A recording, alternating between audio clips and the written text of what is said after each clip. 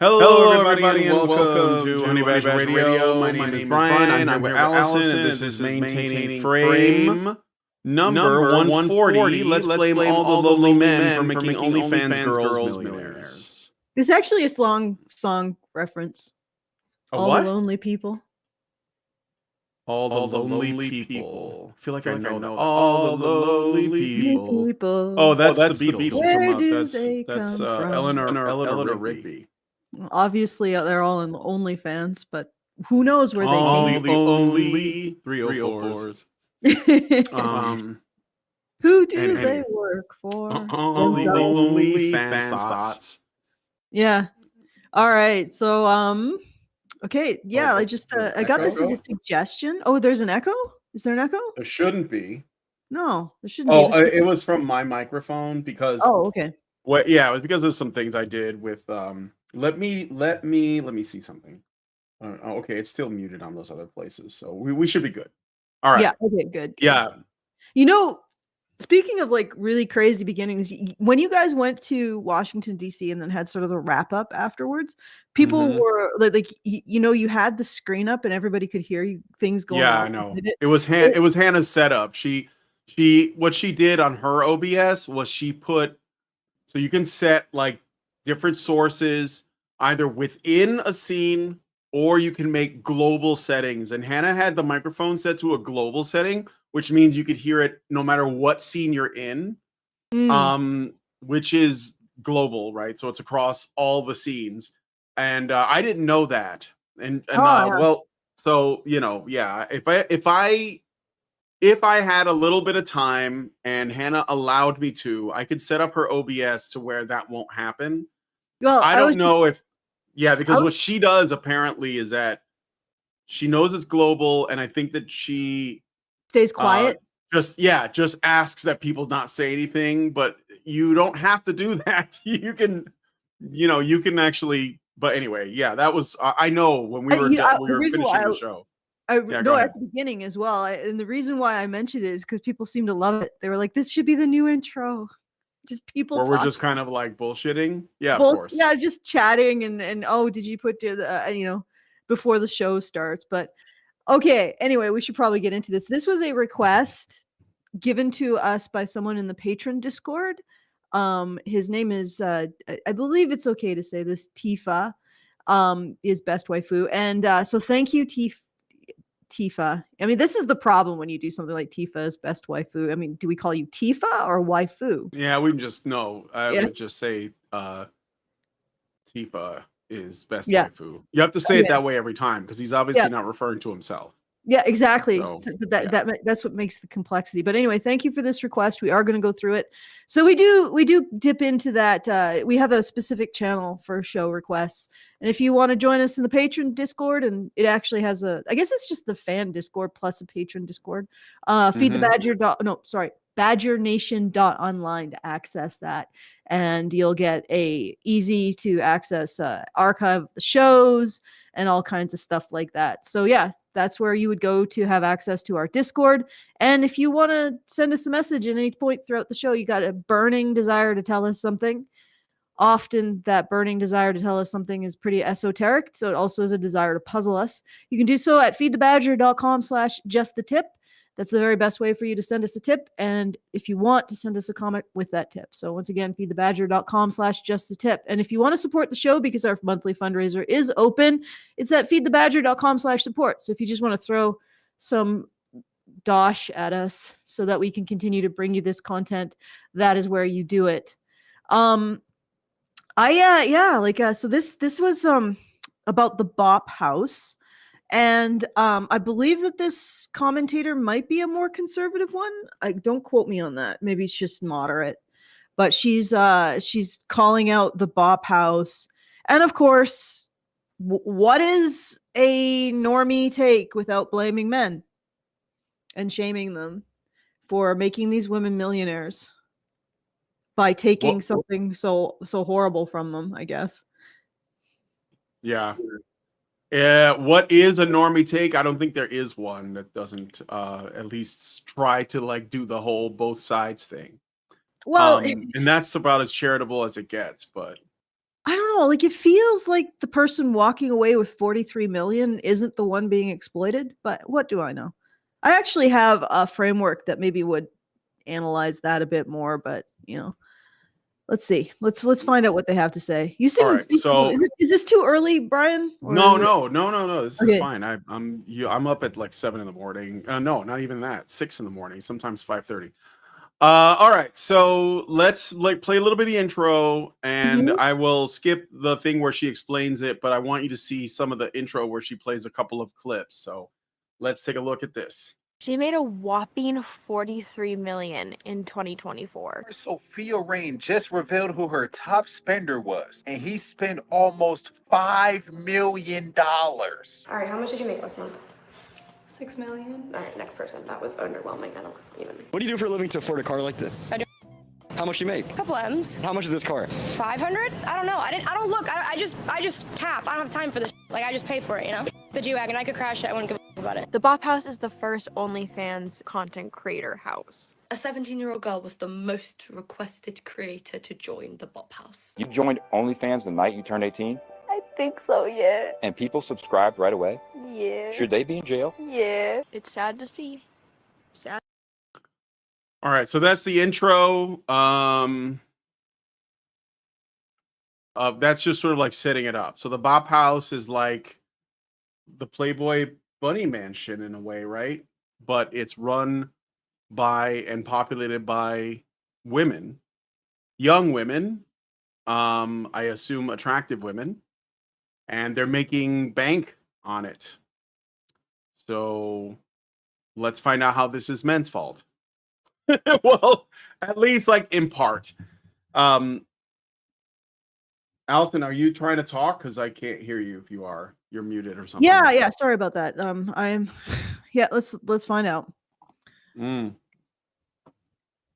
Okay. Let me see. Let me jump ahead. So there's a bit about social media. I guess I'll just go to that bit first. Their first names. First up, we've got Alina. She is 24 years old. Aisha, 22 years old. Camilla, 22 years old. Julia, 22 years old. Joy, just 19 years old. And Ava, again, just 19 years old. That is so crazy to me. All of these girls are younger than me. Then we have Sophia Rain, the creator of the Bop House and the final boss of OnlyFans. You are aware that you're the final boss when it comes to OF, right? Is that what they say? Yeah. Is that what they call it? Really, is not the person made who created it? Was she the one who created, or No, she's the final boss of OnlyFans Girls. Like she's making the most money on OnlyFans. She doesn't own it. Yeah. So, the thing is that what I understand about this is, first of all, I thought before Patreon did all the crackdown on all the porn, basically they would have been considered the OnlyFans because there was creators who were doing that kind of stuff on Patreon, and then they did the crackdown, and it's all supposed to be just there's still porn on Patreon, but it's like animation and illustrations. It's not. I don't think it's like videos of real people. So what happened is OnlyFans, I guess, didn't do the crackdown. So you don't actually have to do porn on OnlyFans. It's not an obligation. You can do whatever you want. It's just that it allows porn, and that's become what it's been known for. So what I'm getting at is these women are making these choices. They're doing so on a platform where they do not have to choose porn. Like they don't have to choose it. They could choose another offering. Their blog on philosophy, their thoughts on advanced mathematics, that kind of stuff. But they choose porn. They go on OnlyFans, they choose to do porn, and somehow they're exploited. But what are they exploited by? The fact that they can make a crap ton of money doing this? Like seriously, do you spare a thought, for example, for all of the young men who are exploited by the rig industry? They go and they break their bodies for like a fraction of this. Like, and the other thing is that, and maybe I'm preloading this, but what is it that is so? How are they so harmed by this? Like this is what baffles me. Yeah, I know it's unsettling because of certain belief systems, and yeah, I recognize that, but are these women the ones really being harmed by this? Like, this is what I have to ask. And ultimately she gets into, well, maybe I should let you guys go into this, but I just wanted to point that out. It's like, first of all, they are making this choice, and how are you going to stop these girls from making this choice? Well, I mean, it's a global market, so let's look at this another way too. Okay, I don't think it's mostly like Western men that are using these platforms. No, I'm just gonna put it out there. So it's a global market. There are simps everywhere, and women are seeing an opportunity to make quick money and potentially a lot, although most women don't make a lot of money on OnlyFans. Most women that are on OnlyFans don't make a lot of money. But it doesn't matter because it's a little, and it's like a really low effort contribution, right? I'll put some pictures up of myself. And a lot of them don't even put up nudes, but like kind of, maybe, I don't know, maybe something just kind of risque or kind of what's the word I'm looking for? Cheesecakey. But yeah, I mean, I think that if you look around on Instagram, for example, which anybody can go to, Instagram or even like X or Facebook, there are women showing their bodies off there. And I think the primary monetary or the primary revenue they're pursuing is attention, and money is more like a side effect.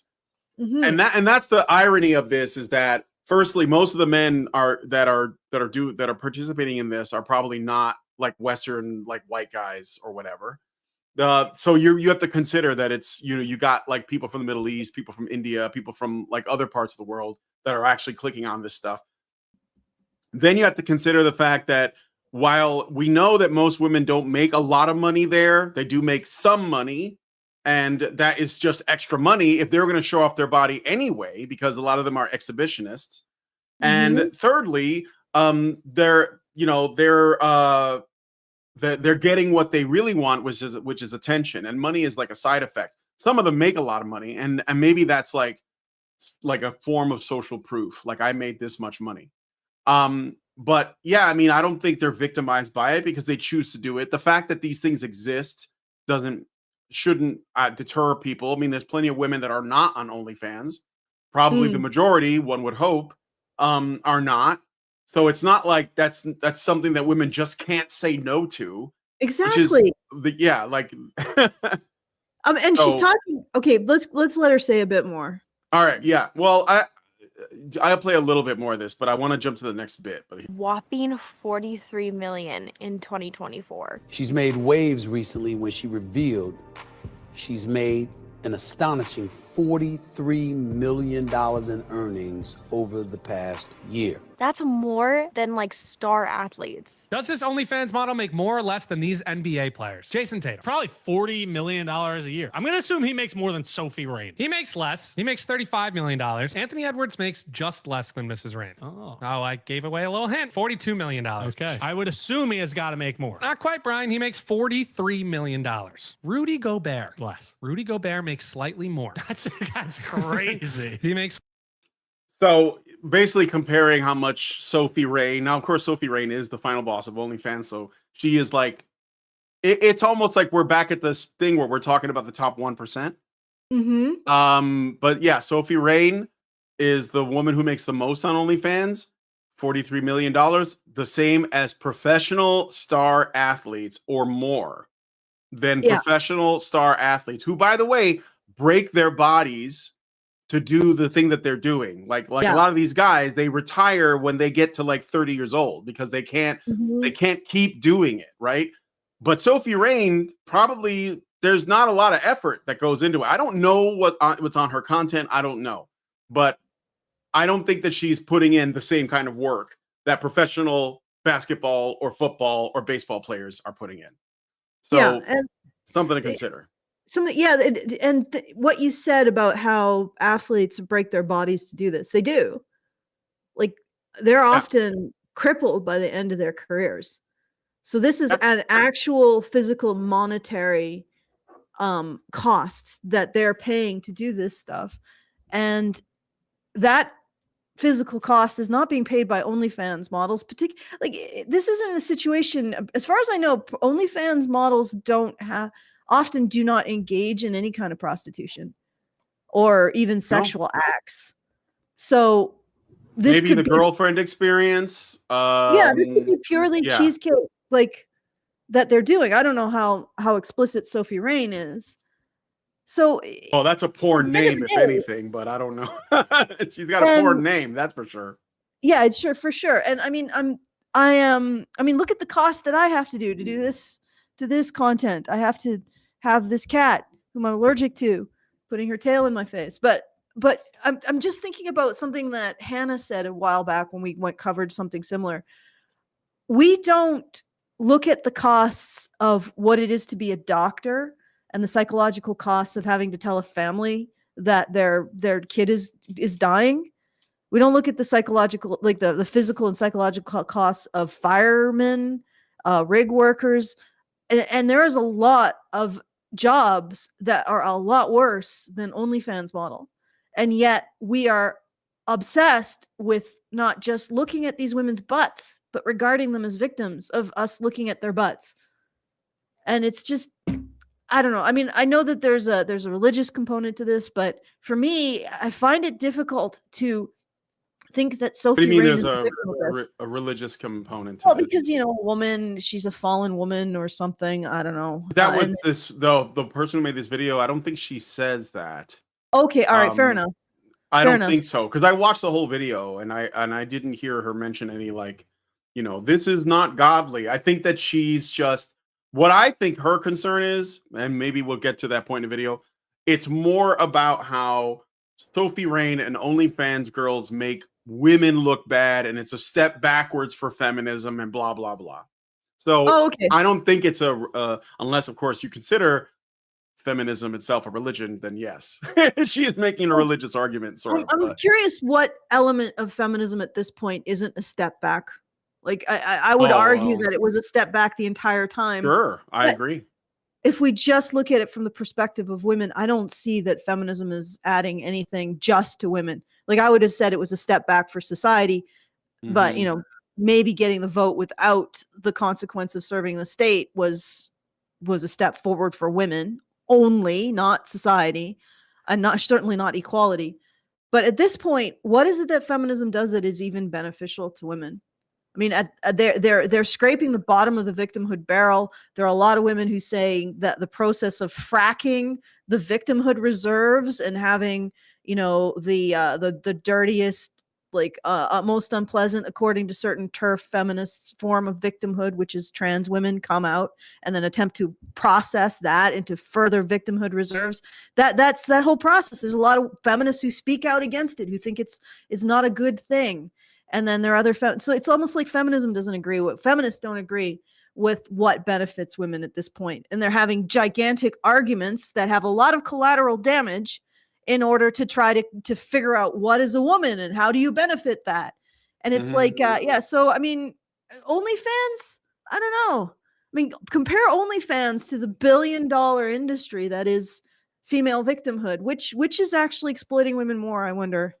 Especially since what I was trying to get at, and she talks about it initially, you skipped it, but she talks about how these women are young. And I'm like, well, how are you going to stop them from doing this? Oh, I did. What? Yeah, no, I played that bit where she talked about how they get as young as 19 years old and so on. But I was again, it's just like you said, what can you do about it? Like no one's making them do this. They are choosing to do this. Yes. I mean, I could say fatherless behavior, and maybe that's true. But this woman would find that offensive. Well, it's fatherless behavior, but it's also okay. Let's be honest.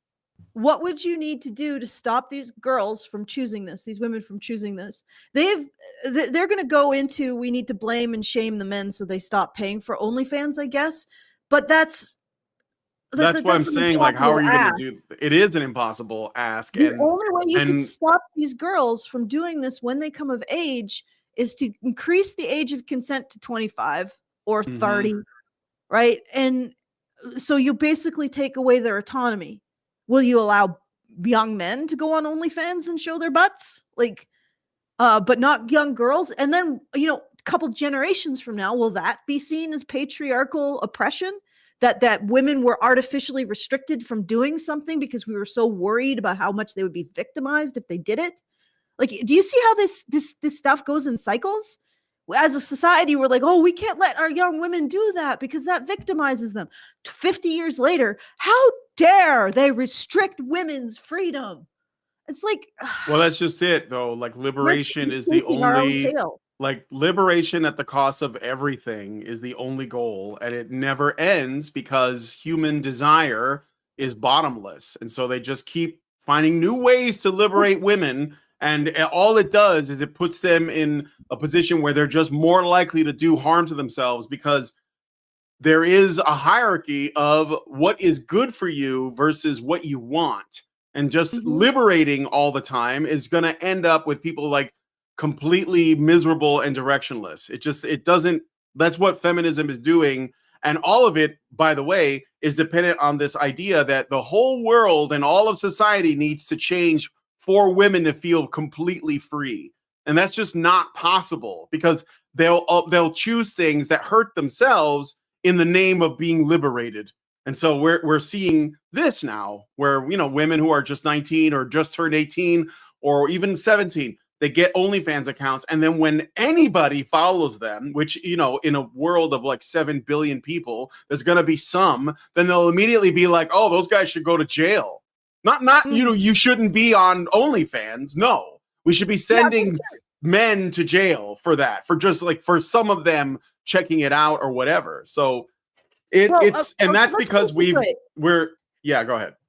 Okay, liberating people. Yes, you're right. It's like liberating without any sense of responsibility is aimless. But my point was, we look at these situations and we say we should restrict women from them because it's harming them. And then a generation later, we look at the restrictions and we say what patriarchal oppression we've enforced on women. And it's like, it's this never ending chasing our own tail about this issue. And my point is, what do you want to do to stop this? Because you're not going to get rid of all of the lonely men. Okay. And you're not going to make it better by shaming them into being even more lonely, right? You can maybe shut down OnlyFans, but there's nothing apparently illegal about it. So how are you going to stop this 17-year-old girl going on OnlyFans and making an account as soon as she turns 18? You're going to have to I mean, even if you can't even get rid of OnlyFans, because if you did, there would just be another app that would just replace it. Or women would just go on Instagram and they'll start, you know, like fucking whatever. Like, you can't, the problem is not the existence of something like OnlyFans. If anything, the problem is that women are choosing to create, like I said, there are lonely men in the world. You can't make that go away. Or there are just horny men. Like, they're just out there. There's horny women. So you can't do anything about that. So, like, what, you know, why are you complaining, I guess is what I would ultimately land on, because you can't, you're complaining about human nature. Yeah. Well, that's my point. Like, first of all, what are you going to do to change it? You have to take away their ability to make these choices, which means you take away their autonomy. And in a couple of generations, you're going to be called a patriarchal oppressor. Well, men will be blamed for this because men didn't stop being lonely, so women could no longer have OnlyFans accounts. Like that's the logic. So men should stop paying for this, so women are no longer have this option. Men should take this option away from women. And that's the other thing. Like, it's basically the same. Men should take this option away from women. So what's the difference between that and just stopping them from being able to start an OnlyFans account until you're 75? And it's all of it is just gilf porn. Honestly, I wonder how much of all that we're like reading or seeing in these videos about Sophie Rain, etc., is actually just her flexing on other women. Because I bet that's what it mostly is. When she's like, well, here's how much I make. Ugh. It's not for the men. Like, obviously she doesn't have any respect for her audience, and because they're simps, they probably don't deserve it. So when she puts out there how much she's making, it's a flex on other women. That's why I think other women are like, well, I think I can outdo Sophie Rain. So, you know, this is again female competition. Yes, I see what you're saying. Yeah. You see what I mean? It would have almost nothing to do with men. No, it would be, men are just the They're basically The like the point currency. Like these in are the these are ball, this is how many men are giving me money. It's not because I like them. It's because this is how special I am to this number of men who are giving me this much money. Men are the currency. They're the measuring stick. Not in the the tent actual. economy. Yeah, it's the attention economy from men. And also from women who are jealous and combative. So be like, look at all the women who hate me. That's more proof of how, like desirable I am. Yes. Yeah. Yes. And again, So- like we're talking about possibly one of the easiest jobs in all of human history. Yeah, it does come with having to show your ass, which is uncomfortable for people who are introverted, I suppose. But like compare this to being a surgeon, compare this to cleaning up garbage, compare this to having to deal with heavy equipment on a rig. This is easy, and yet we don't ever think about all of these other forms of, I don't really want to call it exploitation, because I think people should be able to sell their labor, but this is like the least laborious selling of labor. This is the opposite of selling labor. This is selling the very value of your freaking body, that people will pay you to just show them parts of your body. Like that's like the only reason that happens. It's like requisite. I know this is a sacrilegious kind of comparison, but think about all of the those little like those souvenirs that people would sell religious pilgrims in the Middle Ages on their it was these kind of sacred objects. What's the difference here? Basically, they are selling the desirability of their body. Like they're selling the worth of their body, not the objectification. Well, I guess to a degree, because it's objects that have inherent value without doing anything. But it's like selling images of the sacred, almost. Yeah. So how is that? It's the anti-labor. People are paying them for doing nothing and just showing their bodies, how valuable their bodies are. Their valuable bodies, displaying glimpses of their valuable bodies. That's it.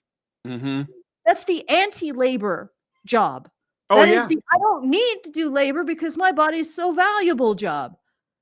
And also, like, where do you think this, this sort of shallow materialism that a lot of young women have today, this attitude comes from? Like, when money is easy, it doesn't mean anything. Like it's not worth anything. So they don't understand the value of a dollar because they're not working for it really. And they're making like crazy amounts of money. And even other women who aren't like, maybe they don't have OnlyFans accounts or whatever, or they don't have the courage to, but they see like these women making this kind of money to the point where they're like, they don't even look at the cost of a vehicle when they buy it. If it's like $500,000, they're like, well, I don't have time for that shit. And other women are like, wow, you're like, that's like something I want. I want to be able to do that. As though, that's, again, like an ultimate form of liberation, the ability to not worry about anything and just like have what you want. But I don't think it's happiness.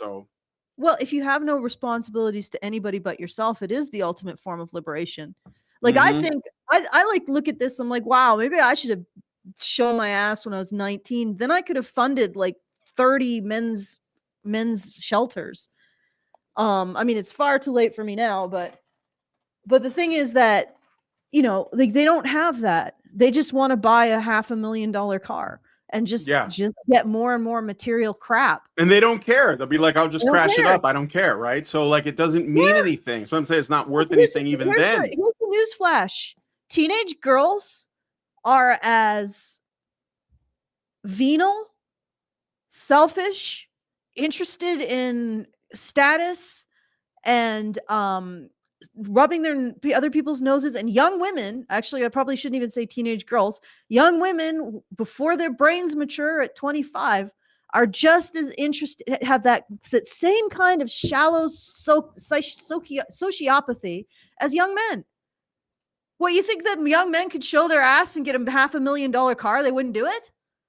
Like, seriously. They wouldn't do all of this stuff, but we shame young men for having these status symbols, for running down or going down the street with their jacked up trucks and stuff. We shame them for far more modest depictions of being status seeking and disregarding other people's benefit in the process, is what I'm saying. Well, women, girls like this, they're just exactly the same. And it doesn't seem like they necessarily grow out of it because nobody calls them on it. Nobody is calling these OnlyFans models on the fact that they're probably in it for the attention. They're probably in it for the social, like the social competition. Maybe some of the smart ones are in it for the money and they have like a money manager, you know, and maybe they have other goals or whatever. Are there any OnlyFans models who like donate to charity or anything? Is there like an OnlyFans model who says, you know, I show people my ass, but I take a reasonable wage and then everything else goes to things that are important to me? Is there an OnlyFans? Like, somebody find that out. Because it seems more like it's just, I doubt it. Reveling I have doubts. Yeah. Reveling in lust, reveling in greed, reveling in pride, reveling in sloth. It's just, and here's a news flash. Teenage girls and young women are just about as bad about all of that as young men. Except, oh gosh, Kat, could you not tip over my coffee? Can I play more of the video? Yeah, sure. I'll have to deal with the coffee issue. Yeah. To be in this house, doing the same dance moves as these girls, wearing tight clothing, treating this as another TikTok trend. One of the what she was just saying is that there are TikTok trends where women are basically auditioning to join the Bop House, and they have to dress scantily and dance around. Again, this is all women trying to, like, you know, find approval from other women. Men have nothing to do with this. Like, nothing to do with this. Let's keep going. girls that auditioned you may or may not have heard of. Her name is Piper, and she's just 17 years old. She's a child YouTuber. I think she's had YouTube since she was like 9. She reminds me a lot of, I think her name was Danny, dancing around in revealing clothing on the internet. So like I said, she's just 17 years old. So legally, the Bop House cannot take them under their wing yet. Now, I don't need to tell you why. So, okay. Danny? Again, now, if let's say that there was, because what appears to be happening here is you have adult women putting out sexy content online, TikTok, OnlyFans, Instagram, Facebook, X, YouTube, wherever. And it's everywhere. There's women trying to get attention with their bodies, okay? Men are not making them do any of this, and they are adults. And these adult women are having an impact on underage girls who see that, and they themselves want that attention. They want to be like a part of that action. And so they start putting out videos. They all have phones. Apparently their parents are not involved in their life enough to restrict that, or they don't care, or worse yet, they might even be supportive. I know that Lily Phillips says that her parents are supportive of her banging 100 dudes in a day. That's what I heard. I don't know if it's true. Doesn't matter.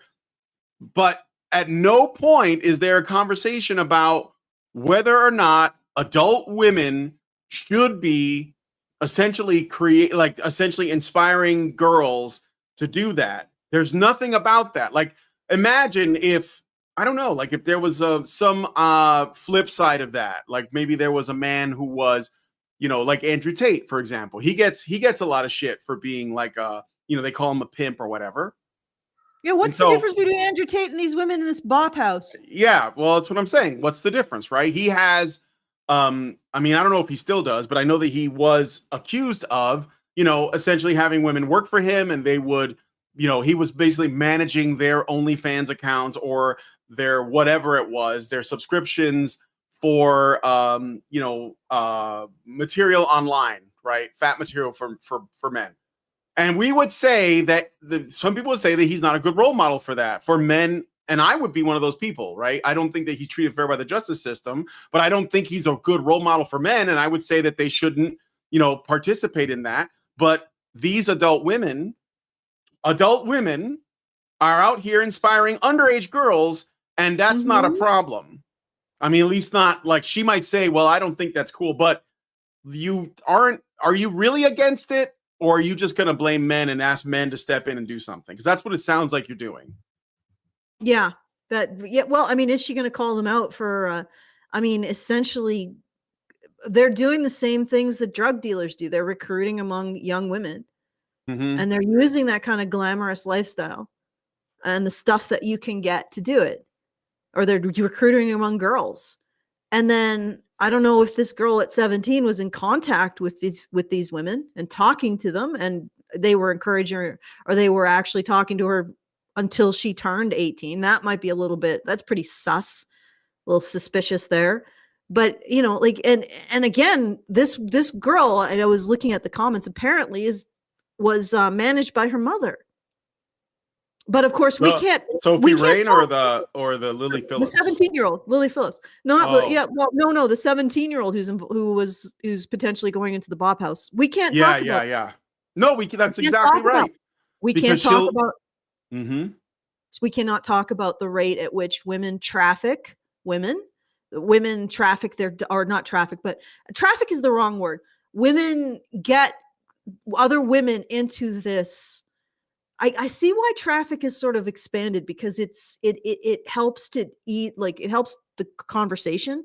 Because when I say traffic, that what I mean is that these the mothers are getting their daughters into the business. They're grooming their daughters into the business, literally grooming, because it's prior to 18, and and that kind of stuff. And then you can also see it as like coercive in terms of adult women and that kind of thing. So I see why it's sort of expanded in scope, but unfortunately it shouldn't. So we need another word for that. But just like compelling or coercing other women into this situation and seducing other women into this situation is maybe the best way to put it. And that's what these women are doing. And nobody's going to call them out on it. They're going to keep trying to basically stop the tide from rising. They're gonna men for being lonely. Yeah, well, they'll shame men for exposing what these women are doing. Like on the Whatever podcast, they usually have or the Fresh and Fit podcast, they usually have like half a dozen girls that show up, and it's like often it's new girls, and all of them have OnlyFans accounts that they're plugging. They're actually going on the podcast to plug their OnlyFans. And at no point does someone say, why are you doing this? But so it's not like these women are delusional. They're not tricked into it. They're doing this willingly. They're trying to make money because essentially there is no sense of duty or what is the way you should live. I saw the Jim Bottle. I just want to say this. He said, Allison, you're a libertarian, dear. What's the problem? I'm all for libertarianism, but there has to be a moral framework that you're operating within. I believe in the freedom to do the good. I think that's more important than just do whatever you want, because it's not necessarily going to give you the best outcomes for your life. Because you know what I'm saying? So I think that these women would make the same case. They'd say, well, I believe in the free market, and if I'm going to get paid for it, then I'm going to do whatever. And it's like, well, yeah, you can, but if it goes bad for you, you don't get to go back and blame men for that, because you're using them. You're using men to make your millions. So guess what? It's not their fault. They are the people you are exploiting, especially when these girls do this girlfriend experience thing where they make these men feel like they're special to them to extract more money from them. But we're not supposed to say that that's immoral. You can be free to do immoral things. I'm not against it, but I still get to call those things immoral. Well, you could be free to do these things, but don't blame the people that you're exploiting for them.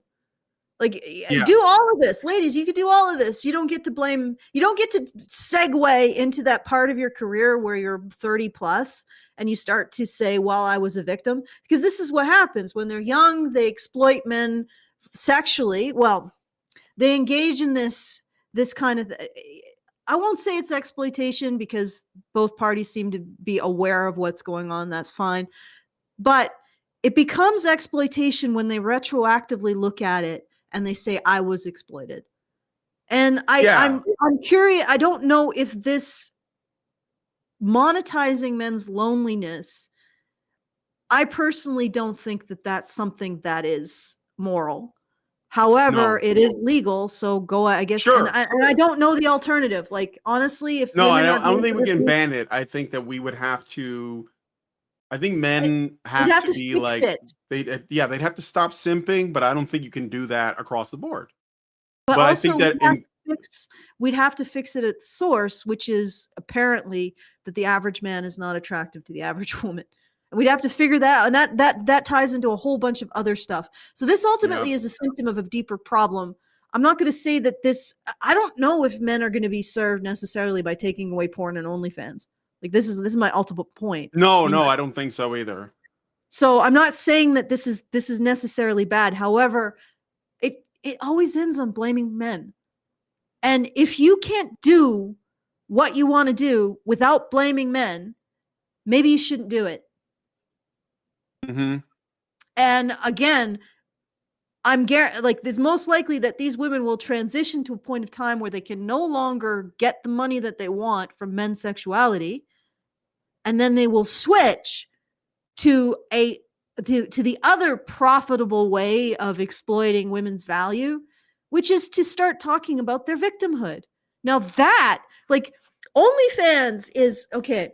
Maybe I could find an appropriate thing to compare. Let's do a little bit more, and I gotta set this up. I'm getting into the bit here where we're gonna talk about the cost or like the actual benefits that women have. Okay, the average woman. Let's continue.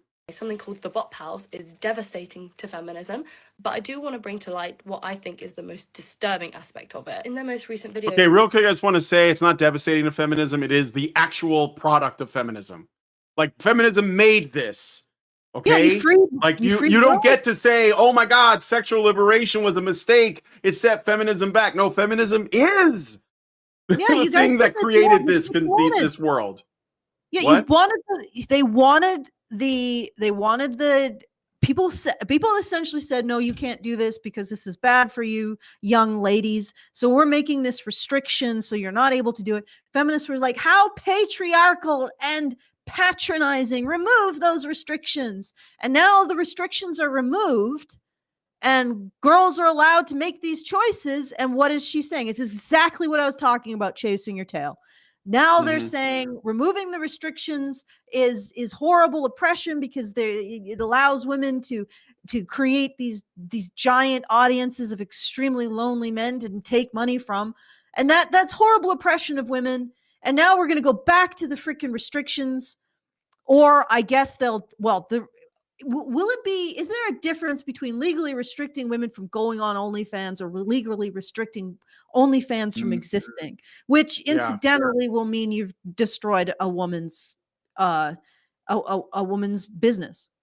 Like OnlyFans is run by a woman, so you will have destroyed a woman. So either way, you're going to be restricting or destroying a woman's autonomy in order to enact this. And then in 2 generations, are the feminists going to be, I can't believe that it's so patronizing and patriarchal to restrict women from doing these things. And it's like, could we just stop? Is this the behavior of a serious civilization, a serious species, a species destined for the stars? No, it is not. It's the behavior of monkeys with opposable thumbs. I think monkeys always had opposable. Monkeys with the ability to think 3 minutes ahead. Like that's it. We need to move past this. This is ridiculous. Yeah, it's very okay. So anyway, just about that bit right there. This is not setting back feminism. This is what feminism made. And until you internalize that, it's just going to get worse because you're not identifying the source of the problem. And for people who are saying it's not feminism, it's women, almost everybody is a feminist of some stripe, even if they call themselves anti-feminist, non-feminist, traditionalist, whatever.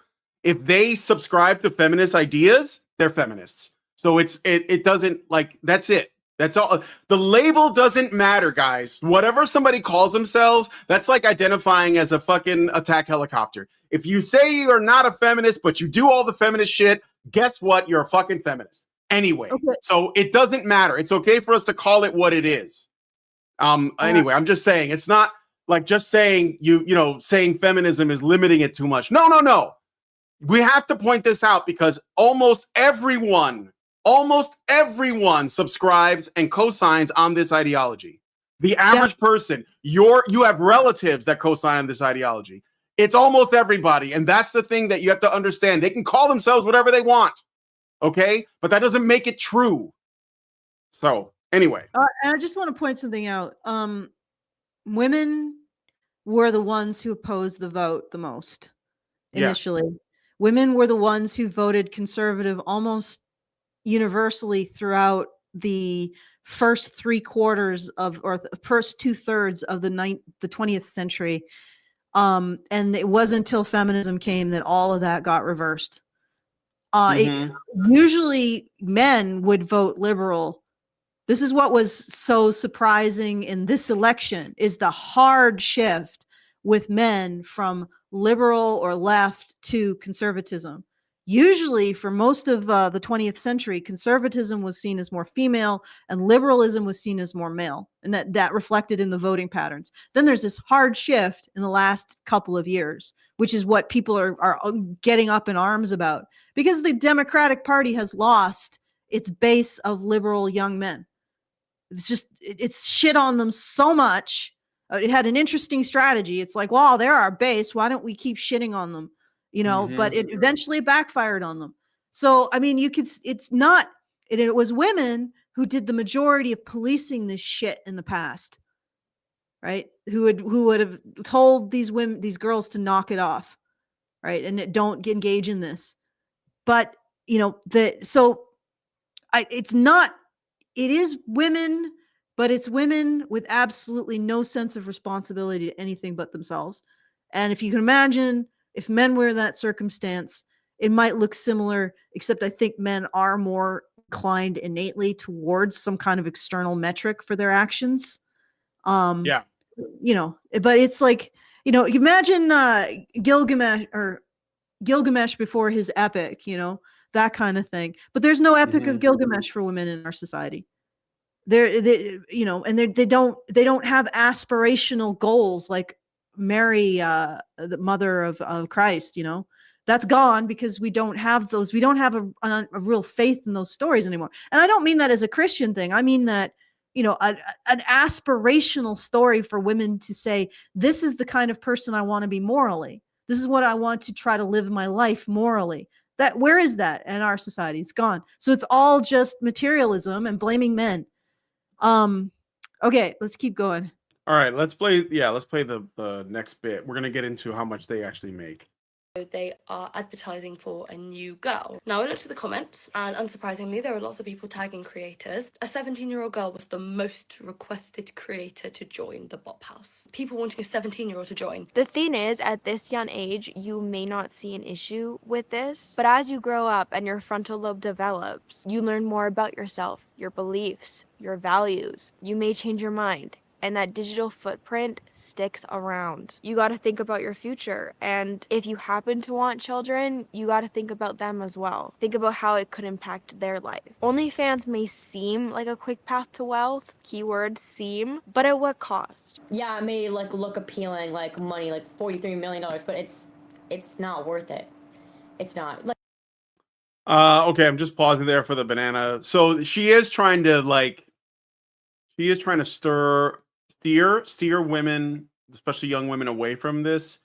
But I think that maybe the idea is, and we'll get into it a little bit later in the video, but she might believe that blaming men or putting men in like a kind of a predatory frame is the most effective way to do that. That's my suspicion. I don't know, but she probably believes it as well. But anyway, let's play some more. There is a different path for you. You'll make money. It might not be $43 million, but there is a path for you. Bro, I learned from my mistake. I promise you. We need to take these phones away and start putting Bibles in their hands. As an OnlyFans creator, your body becomes a product. It becomes viewed and treated they did as such. start to talk about a bit of religion there, just briefly. What did she say? Oh, what? Where? I missed it already. What? Who was it? She said put Bibles in these girls' hands. Oh, it's well, I'm not sure if that's going to be sufficient. That's not really effective. Like fathers in their homes would probably be better. Yeah. I'm sorry, but yeah. I mean, the question is Christianity, does Christianity create fathers in homes, or do fathers in homes create Christianity? Or let me put it another way. Do fathers in homes create daughters who are interested not in the easy way and the lazy way, the prideful way, or in the way that actually helps others? It's the only way you're going to stop these women from doing this is if they understand that to a certain degree they are exploiting the men, that they're exploiting the loneliness of these men. Like, I don't want to get into this is a difficult tightrope to walk, because on the one hand, yeah, this is an activity that is legal, and I don't want to say men can't do this, but on the other hand, this entire the size of this particular industry only exists as it is. The only reason why this woman is able to make $43 million is because relationships between men and women have broken down so appallingly as a result of this overwhelming exploitation of women's victimhood, or the presentation of women's victimhood. So this is like something feeding on the corpse of our society. And it's like, we got to fix that. But the only way to fix it is to actually care about men at the end of the day, and to stop blaming them, and to stop pretending that women are victims of men, victims of the half of the species that has evolved to make sure they survive childbirth. Like, seriously. Mm-hmm. I mean, and to feed the resulting offspring as well. So it's like, yeah, go ahead. This, as much as I don't want to say that people shouldn't be able to do this, I recognize that this is a symptom of something very bad that needs to be fixed. Yeah. Yeah, I mean, it's important to remember, I don't know what the numbers are, but I'm going to guess that the majority of girls are not doing this. And the majority of guys are probably not doing this either, because, even when it comes to like porn consumption, you can find free porn everywhere. So it's not, I think that most men are not buying OnlyFans accounts or paying for OnlyFans, and most women are not creating or are content creators on the platform.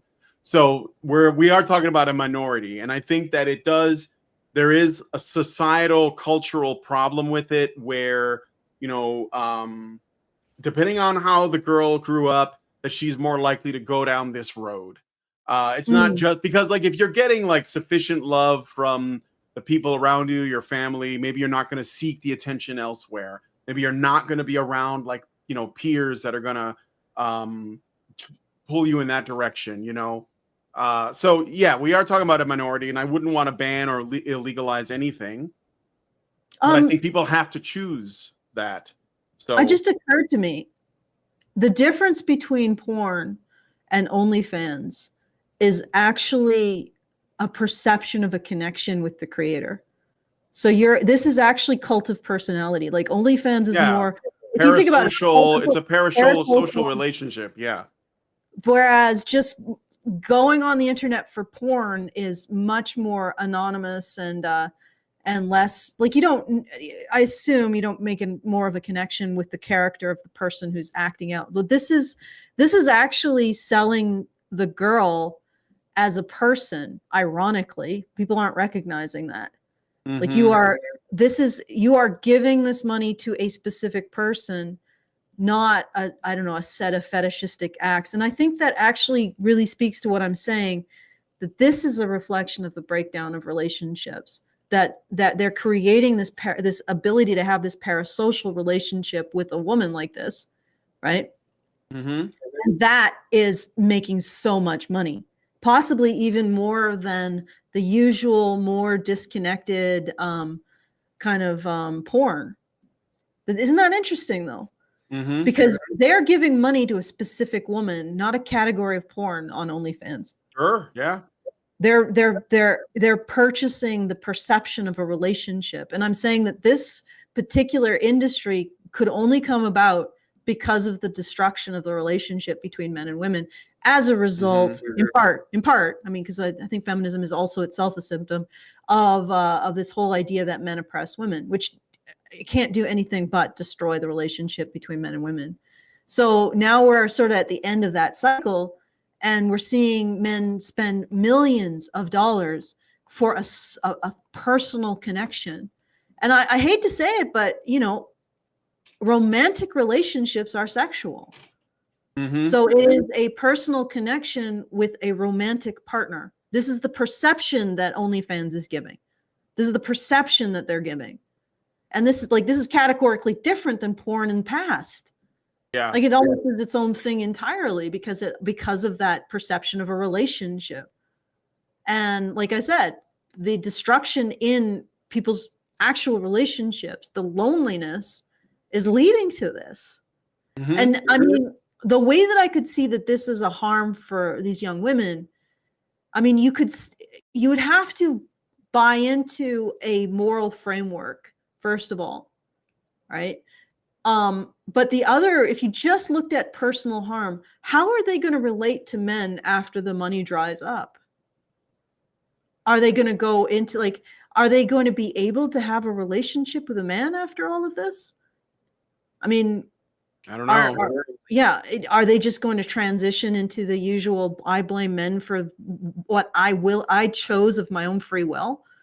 Like they're there to blame because they gave me the opportunity. I can't imagine the reverse. I'm trying to think of the reverse attitude. Like women have some kind of failing that men exploit.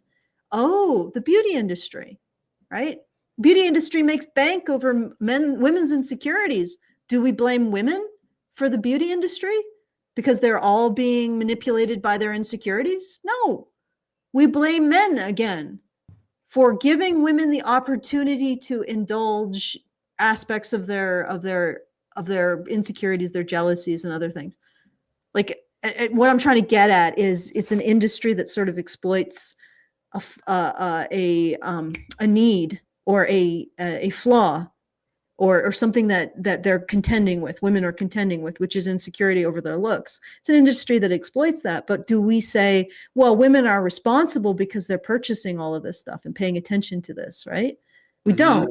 The industry is responsible because it's selling them, you know, this insecurity, or it's selling them the solution to the insecurity and the insecurity. What's the difference here? The men in OnlyFans are just the market. And suddenly the market is to blame instead of the marketers. Yeah. That doesn't hold true for any other situation but this. Because it's men. You know, and if women were touch-starved and hungry for relationships, and you had I don't know, the male version of OnlyFans doling this stuff out in pittances to women in exchange for huge amounts of cash. If there was any kind of social recognition that women were having to pay to purchase, they would never frame that in terms of women being the ones who were wrong and the people selling this to them being the ones who are right. Never. Never. If women had a need, we can barely conceive of the idea that they should have to pay for it. Yeah, that's true. Like, all right, let's keep going. She's going to talk about how much they make. That can be tough for anyone who's seeking love or real, genuine connections. While there are some that genuinely enjoy the work, I believe most people do desire stable relationships, and again, possibly a family in the future, which can be difficult to navigate as an OnlyFans model. I worry that many, especially young girls, barely of legal age, don't fully understand the long-term effects of doing this line of work, the effects of entering the industry at an age where your mind is... You cannot articulate the long-term effects. Okay, and the reason why does she? You watch this whole thing. I also watched some of it. Does she ever clearly articulate what the long-term effects are? No. Well, just that women are going to struggle in relationships, but not necessarily like the big picture problems. Yeah. No, she doesn't. and again, the long-term effects go back to the woman. Well, it doesn't freaking matter, because if you're talking to an 18-year-old girl who's basically brain dead and a bit of a sociopath, just like everybody is that age, and you say, wow, you might be giving up a relationship with the very group of people that we say harm you more than anybody. I mean, you could be giving up a relationship in which you wipe a man's ass and be his maid and his mom and take care of snot-nosed kids and all of this shit. You could be giving that up on one hand, and on the other hand, you could make $43 million a year. I mean, like, lady, you got to straighten out your rhetoric around relationships with men before you can say, think about what you're giving up when you're choosing not to have what feminists say is a relationship in which you'll be exploited for your emotional labor, for your sex, for your housework, for your baby making ability. You're going to be exploited in every possible way by a singular man, and all you're going to get back is maybe getting your bills paid, versus, hey, you can have even less exploitation than marrying a man and make $43 million. And she's trying to say that this is a framework that's going to stop these girls from going in and making $43 million. Do you get what I'm saying?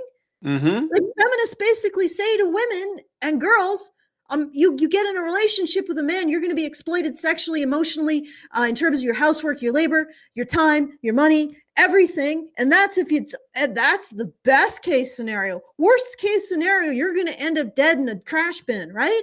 This is what they say. And you are trying to turn around and say, hey, you might give up your ability to have a relationship with what we consider to be the spawn of Satan. Like, you might give that up. Like, who? I'm sorry. You got to work out your sales pitch here, lady.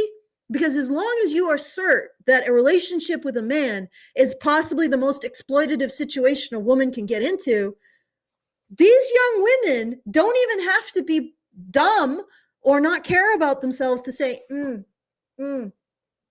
so I can, like, live a lower to middle class lifestyle being exploited by one single man, or I could shoot for the moon and make $43 million being so-called exploited by men, but if they piss me off, I block them.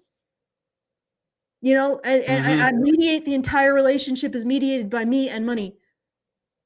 You have no leverage here, lady. Because the entire framework of what you're saying, the entire framework of what feminism says about this situation, any intelligent, reasonable girl listening to everything you say about the relationship between men and women will choose the OnlyFans. Because of your rhetoric. You guys are driving women to do this. Because not only do you sell marriage as the most exploitable situation a woman could possibly get into, right? And you don't even get a lot of money out of it. Not only do you sell the marriage and relationships with men as a terrible idea, a terrible investment for women, you don't present women with any kind of understanding of the greater consequences of these actions. So there's no sense of, hey, this is actually really destructive to our civilization, our society, ultimately. If we don't get in relationships, we don't pursue productivity in that way. So there's no exterior moral goal that you tell them to rise to. There's no, well, this is sort of a sinful lifestyle. So you got nothing. And in fact, feminists are the driver for women into OnlyFans. And they blame men because men are also being driven into OnlyFans by feminist rhetoric. And I'm sorry, I'm not going to just say women, because feminist rhetoric is a specific thing, right? It is a specific framework. It's something that didn't exist before it existed. You know what I mean? Mm-hmm. So feminist rhetoric is driving the loneliness epidemic by presenting marriage and relationships as exploitation for women. So women start increasing their standards unbelievably to compensate for all the exploitation that they think they're taking on. Relationships break down. Everybody's flipping lonely, right? Everybody is dealing with that. Men go to OnlyFans to feel like a moment of connection with a female, and women go to OnlyFans to get attention and money, which they've been told is probably the least exploitative way to interact with men. All of this is being driven by this crap. And let me tell you, feminism is one of the biggest exports of the U.S. federal government, apparently, as we've been finding out with U.S. aid. So it's like, yep, great. Okay, well, we are, and then we're going to blame men again for all of this. Because God forbid we blame our own stupidity. All right, let's keep going. All right, play some more.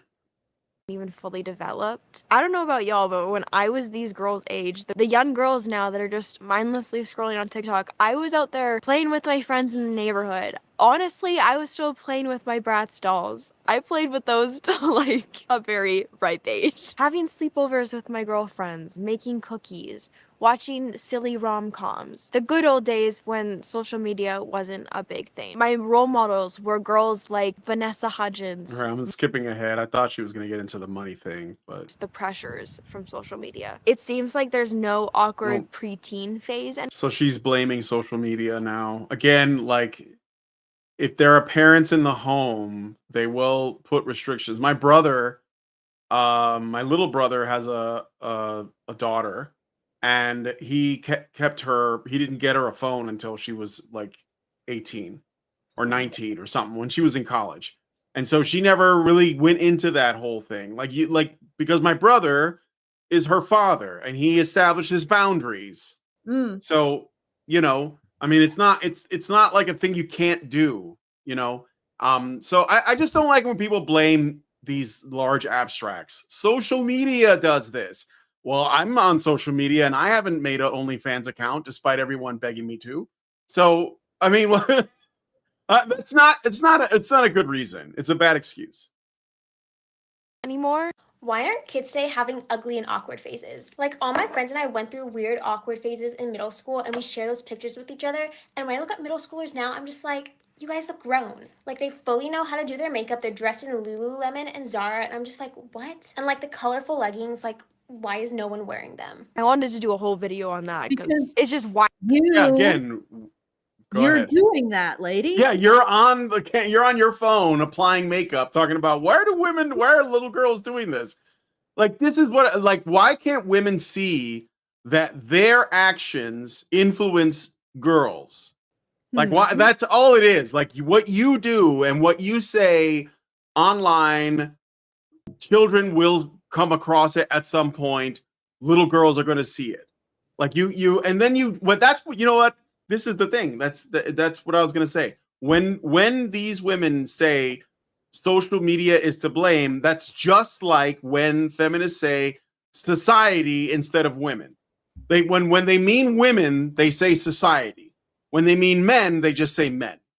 So that and when they say society, they're hoping that you don't think of women, you just think of men anyway. So when she says social media did this, she's saying women did this. I got a bit of a catastrophe. A catastrophe. Yeah. I want to say this is ridiculous. Like, literally, we're watching women saying, "Where is this?" Oh, Alison, you're muted. I think the cat sabotaged You're you. watching women say, "Where is this coming from?" as they're doing the thing that they're asking, "Where is it coming from?" This is like peak solipsism. And I don't think it's necessarily women's fault because nobody is telling them except us. And we have 50 people watching us. It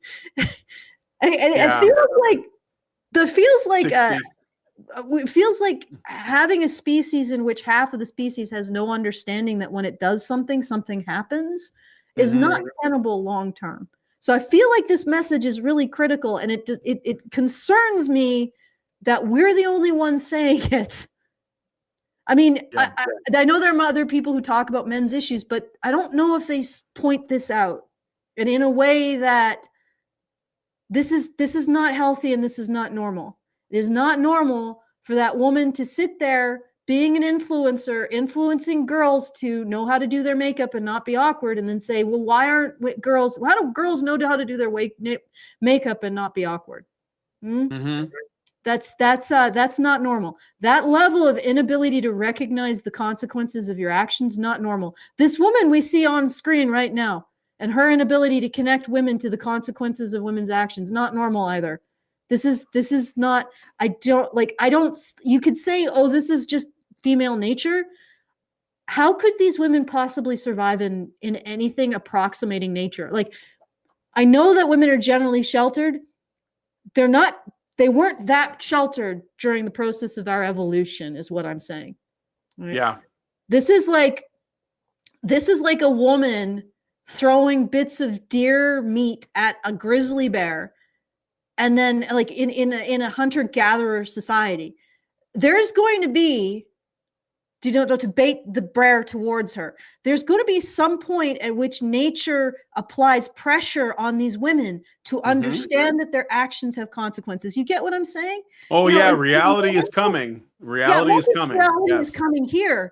Reality would have been coming throughout the evolution of womankind as well. Like men didn't have the ability to shelter women this much until this point in time. Up to this point in time, reality came a lot harder and a lot faster and a lot quicker and a lot more deadly. So this appears to be a construction of the most rarefied harem ever in human history. And this can't be just women, because if you took these women and put them in the wild, it wouldn't be that they just didn't understand survival. They wouldn't even have the ability to perceive the connection between their actions and their consequences in order to develop the ability to survive. Like, these are creatures that cannot exist in any circumstance but the one we're in, which means they didn't exist in the past.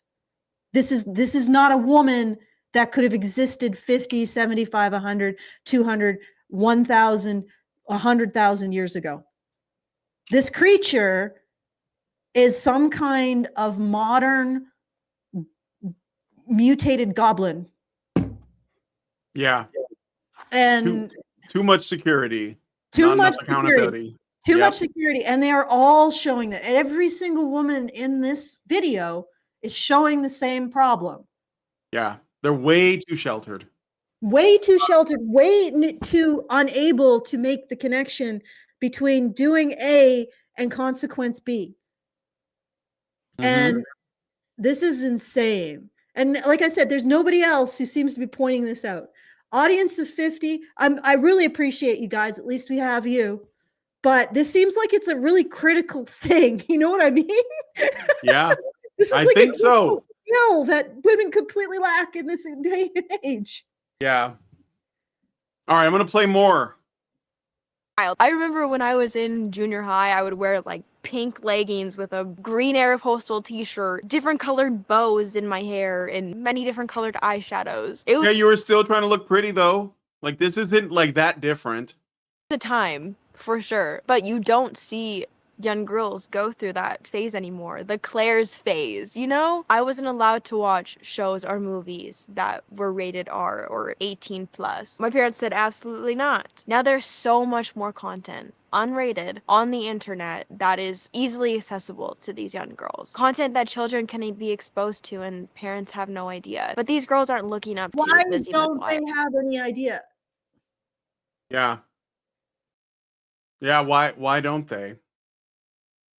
I mean, that's just it though. That's another thing that she's kind of like, okay, wait, my parents, like when you said parents, that should have clicked. My parents didn't let me do these things that I didn't think were appropriate, and this is whatever, right? And these girls don't have that. Well, is that not the thing? I mean, I already made the case about my brother, but I also have like a couple friends of mine that have had kids. They did the same thing with their kids. And it wasn't just their daughters, by the way, it was also their sons. So it's not like their daughters were special, you know, but for the guys I know that are my friends that have boys, they did the same thing. So they didn't want them ending up being simps. It's girls like this now, exploiting and integrating themselves for large sums of money instead of using their talents, their ideas. It just feels like we're moving backwards as women when our bodies are valued more than our minds. Well, you're doing that to yourself, though. Like on women that are doing that. Men aren't doing that to them.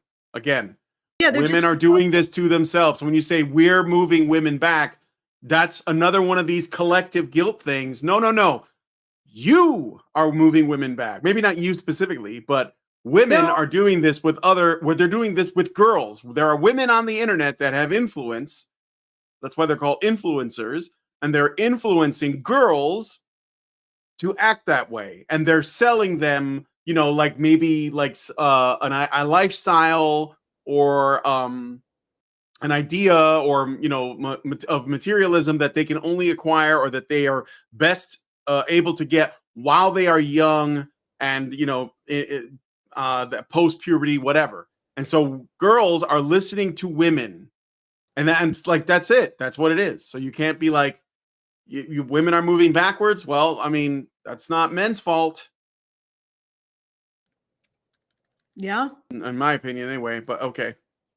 I don't know, lately it's just really discouraging to see things like this. The Bop House, Lily Phillips sleeping with 100 guys in 24 hours, Bonnie Blue sleeping with 1,057 in 12 hours. So obviously it's not just the Bop House, there's a ton of other OnlyFans influencers out there with huge social media presence. They are honestly starting to become the new mainstream influencer. OnlyFans in general is becoming very mainstream. Social media influencers and OnlyFans models are kind of merging into one, and they even have fan pages, and I'm talking like a strong fandom. Like I'm talking the energy of like Team 10. Did I just unlock a memory for anybody? Now, Sophie Rain did say that she doesn't want girls thinking this lifestyle is all sunshine and rainbows. She doesn't recommend quitting your job for OnlyFans. In my opinion, I feel with the type of content she boasts, with and without the girls, she is, whether it's intentional or not. Because the way these girls flash their money. You know what's funny?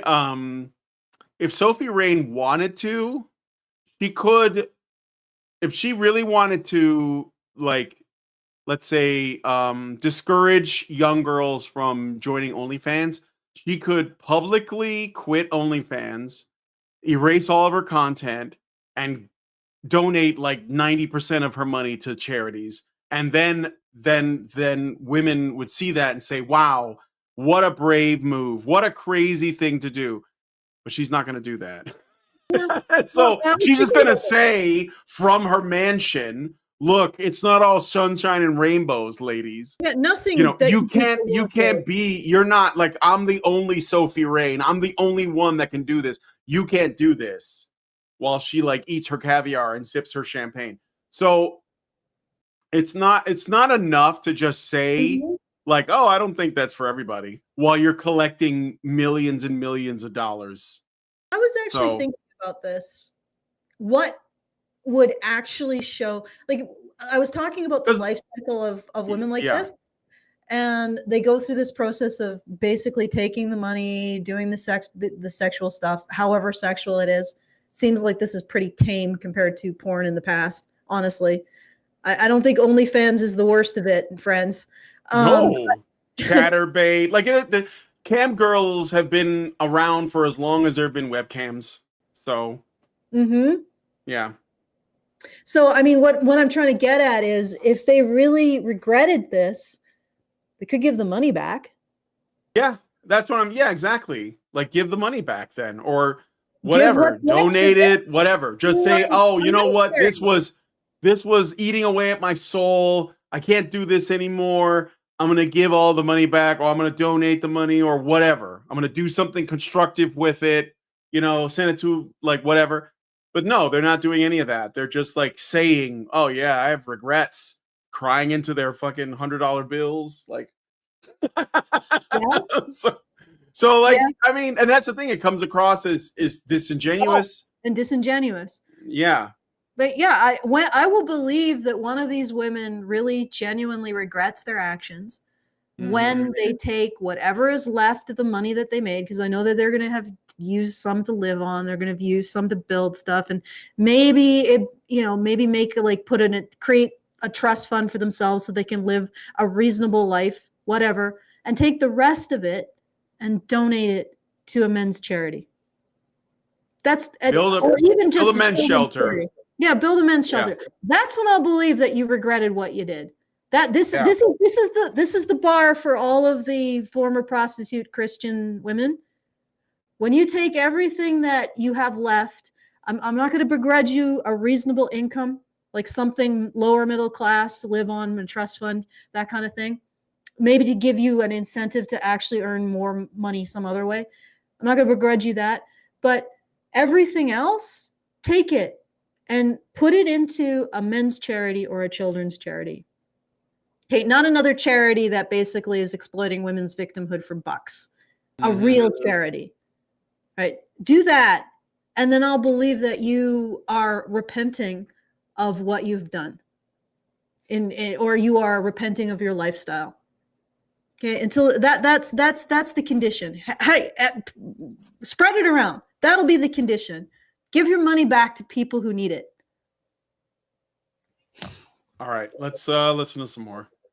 And luxury purchases, it just comes off in a very recruiting way in my eyes. And when you hear how much these OnlyFans creators make, it's very easy to fall into the fantasy of it all. The fantasy of making thousands a month. All right, how much did you make last month? 6 million. All right, next person. That was underwhelming. I don't even. Aisha, how much did you make last month? Like around 2.5 mil. Do you feel poor yet? Because I do. How much did you make last month? So who is she talking to when she says that? Who is she talking to? Is it the men? 1 million. Okay, how much did you make last month? I just made 100K last month. Yes! How much did you make last month? For OnlyFans, like there's another type. Oh, there you are. What happened? I Cat? don't know. No, it wasn't Okay. a cat. You dropped, or from my perspective, sorry, you dropped. Oh, okay. And from your Well, perspective, I guess I just had an interruption in my internet or something. Maybe. yeah. Okay. Well, Yeah, let's keep- perhaps. Okay. So I'm going to go back a little bit so you can see this. So she basically says that the average content creator makes about $150. But realistically, the average OnlyFans user makes about $150 to $180 per month. And what I was going to say is that I would guess that because there isn't a lot of work that goes into making content for OnlyFans, they're probably just doing that. Like, I wouldn't even, it's either a side gig or even like less than that. It's just like randomly deciding once in a while to put something up. I don't know how it works. Don't care. But even then, it's an extra $150 a month, like on top of whatever else, right? Okay, so I'm having some serious lag with my video. I think it's the, like, we're dealing with a really bad cold snap here.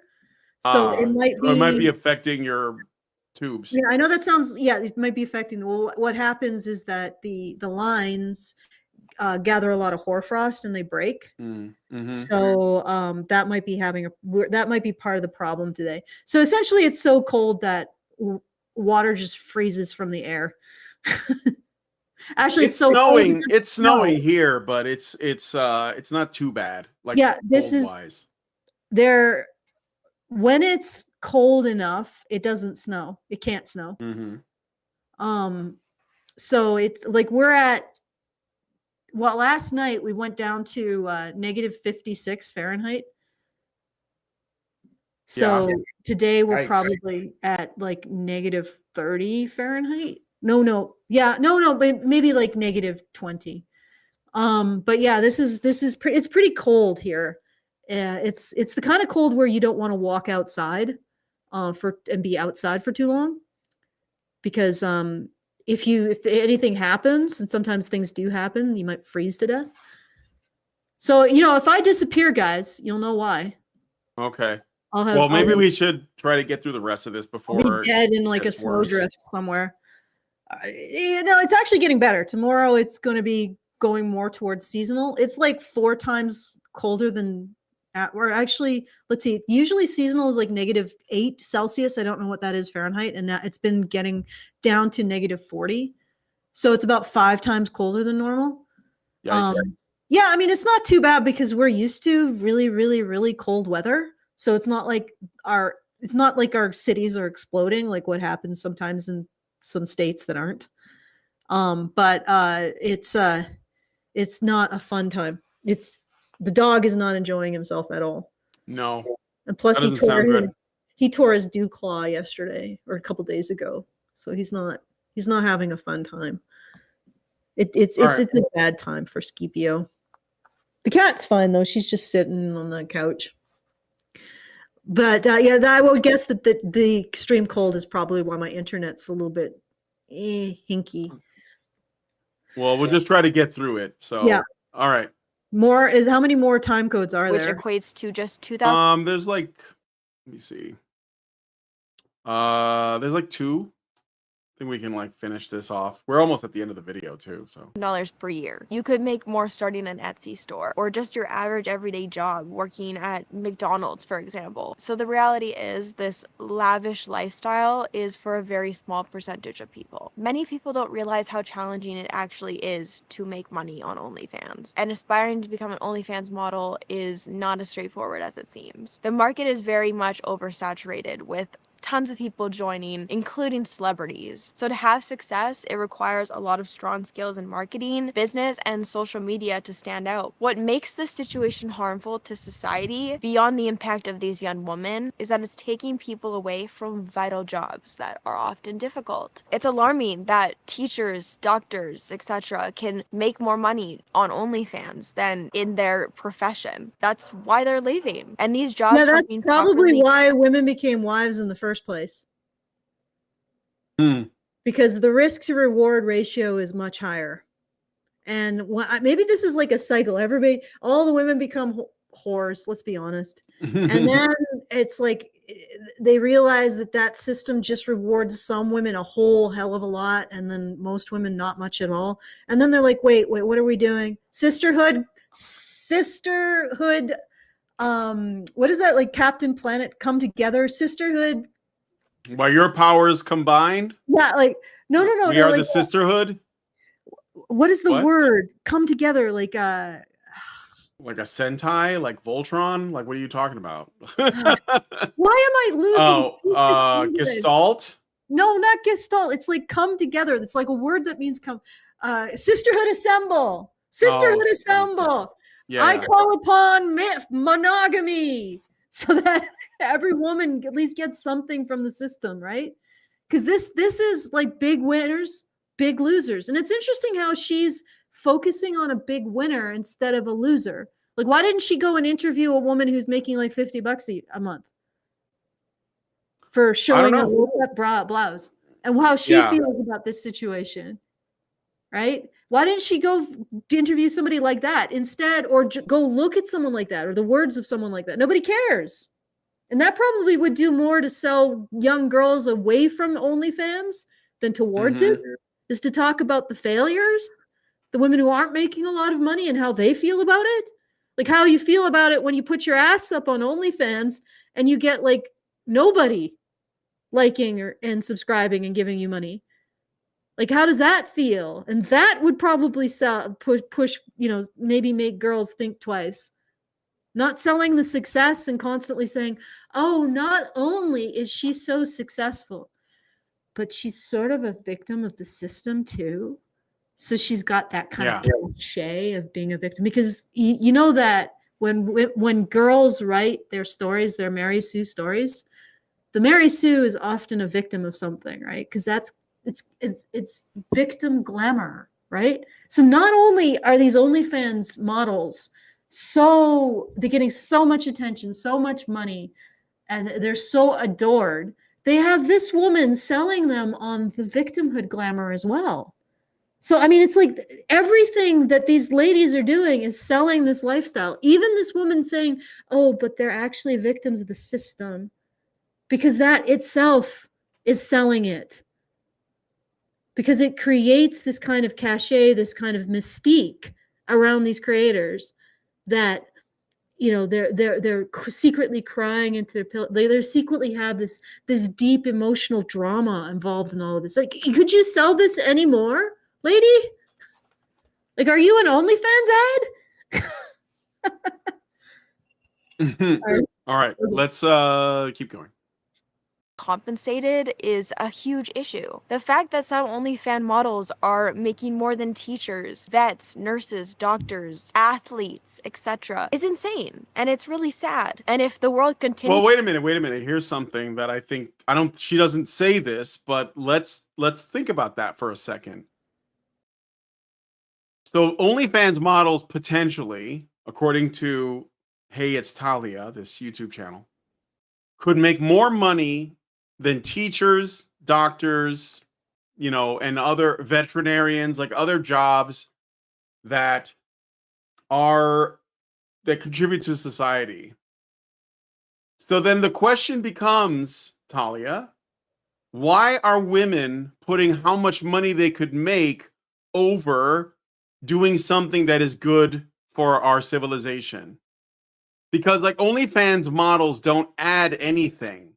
We used to believe back in the day that actors were on par with prostitutes in terms of their status because they provided a distraction, some form of entertainment, but they weren't really like building something. Like they weren't like a fundamental, part of our society that was really important. So we used to think of them in this, what they were like lower status before the concept of celebrity came along. And celebrity status was like the highest form of social status, right? For like years. I think recently it's fallen out of favor because people have realized that celebrities, most of them are idiots. And so that status has been diminished to some degree. But women still very much want to be famous, right? Or at least these OnlyFans girls. So they are actually, like, when she says it's a shame that OnlyFans models make more money than vets and doctors and teachers and so on, but like maybe that's the wrong question. Maybe the right question should be, why are women doing a job that provides no value even though it makes more money? Why wouldn't they choose to do something important and noble, right, as a duty to your society? Like, I mean, maybe even being a doctor is like, it's a bit excessive, but a teacher or whatever it is, because it's too humble. So then, like, why would they do that? They want to be famous. Like there was like they did a thing where they asked boys and girls what they want to do when they grow up. I remember this came out, and boys would list off a bunch of things that they wanted to do in service. Like, oh, I want to be a fireman, I want to be a cop, I want to be an astronaut, I want to be, like all of these like service oriented things that boys wanted to do. I want to be a doctor, I want to be a lawyer. Most of the time it was like they wanted to be like a, an astronaut or a fireman or something. But when women were asked what they wanted, they would say they want to be famous. That's not even a job, but that's what they would say. I mean, girls would say that, right? They or it was something like a princess, like something a bit like, it's not really a job. It's just like a, I don't know, like a position. So I wonder what I'm getting from this is, just to like wrap it up, is that she is saying that it is a shame that women are not pursuing something that is actually good for society, and they're choosing OnlyFans. And the shame is not that women are choosing it. The shame is that OnlyFans offers more money than those other jobs. See what I'm saying, Allison? Yeah, no, I get what you're saying. It's again this idea that if women are attracted to something that you consider less optimal, it's not the woman's fault. It's the fact that thing is attractive. Yeah.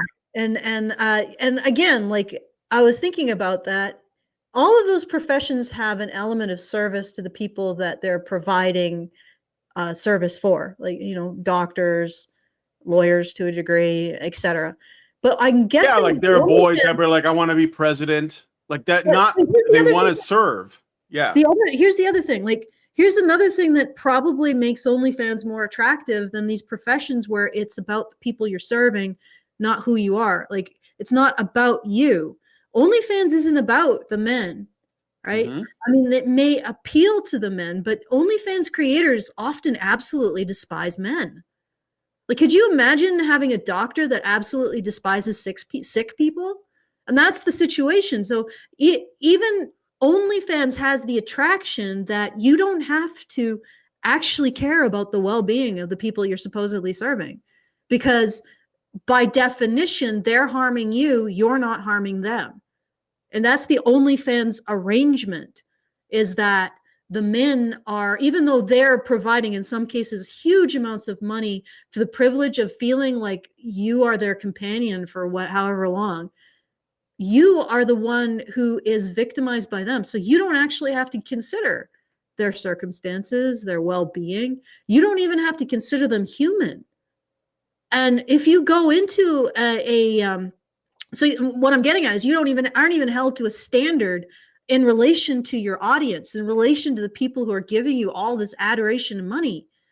You can regard them as scum, and you can not care about their well-being in the slightest. Whereas in these other vocations, you actually do have to care. If you're a doctor, you have to care about your patients to a degree. You know, you're not going to be lauded if you don't. If you as a doctor, like if you as an OnlyFans creator go up and say, men, I hate men. I hate them. I hate the way they smell. I hate the way they look. I hate talking to them. I outsource that to other men. Oh, they're repulsive men. Nobody's going to be like, oh my God, Jesus, you're a horrible human being. But imagine a doctor doing that. I hate patients. Oh, repulsive. Oh, sicknesses. And I mean, they would be fired. So OnlyFans creators not only get oodles and oodles more attention and money, they aren't judged by how they treat their audience. They can treat them with absolute repulsive contempt, and it's considered acceptable. They don't. So there's absolutely no external control over that at all. There's no OnlyFans creators ever going to be charged with any kind of malfeasance as a result of their behavior towards their audience. So they don't have, they're completely free in that regard, almost completely free of all constraints of being judged outside. And they get to feel like they're, if they want, a victim of their audience, of the people they're taking money from. There's no other profession that allows that level of complete, like, you don't have to do anything. You don't have to be judged in any way by the people that you're taking money from. There's no other. You're completely autonomous. You're morally autonomous. Like, morally autonomous in a way that your audience is more judged by their treatment of you than your treatment of them. Right? Okay? Your power is not really seen as something that you need to take responsibility for. Okay? And in any other profession, if you are put in a position of that kind of authority or power, you are expected to take responsibility for it.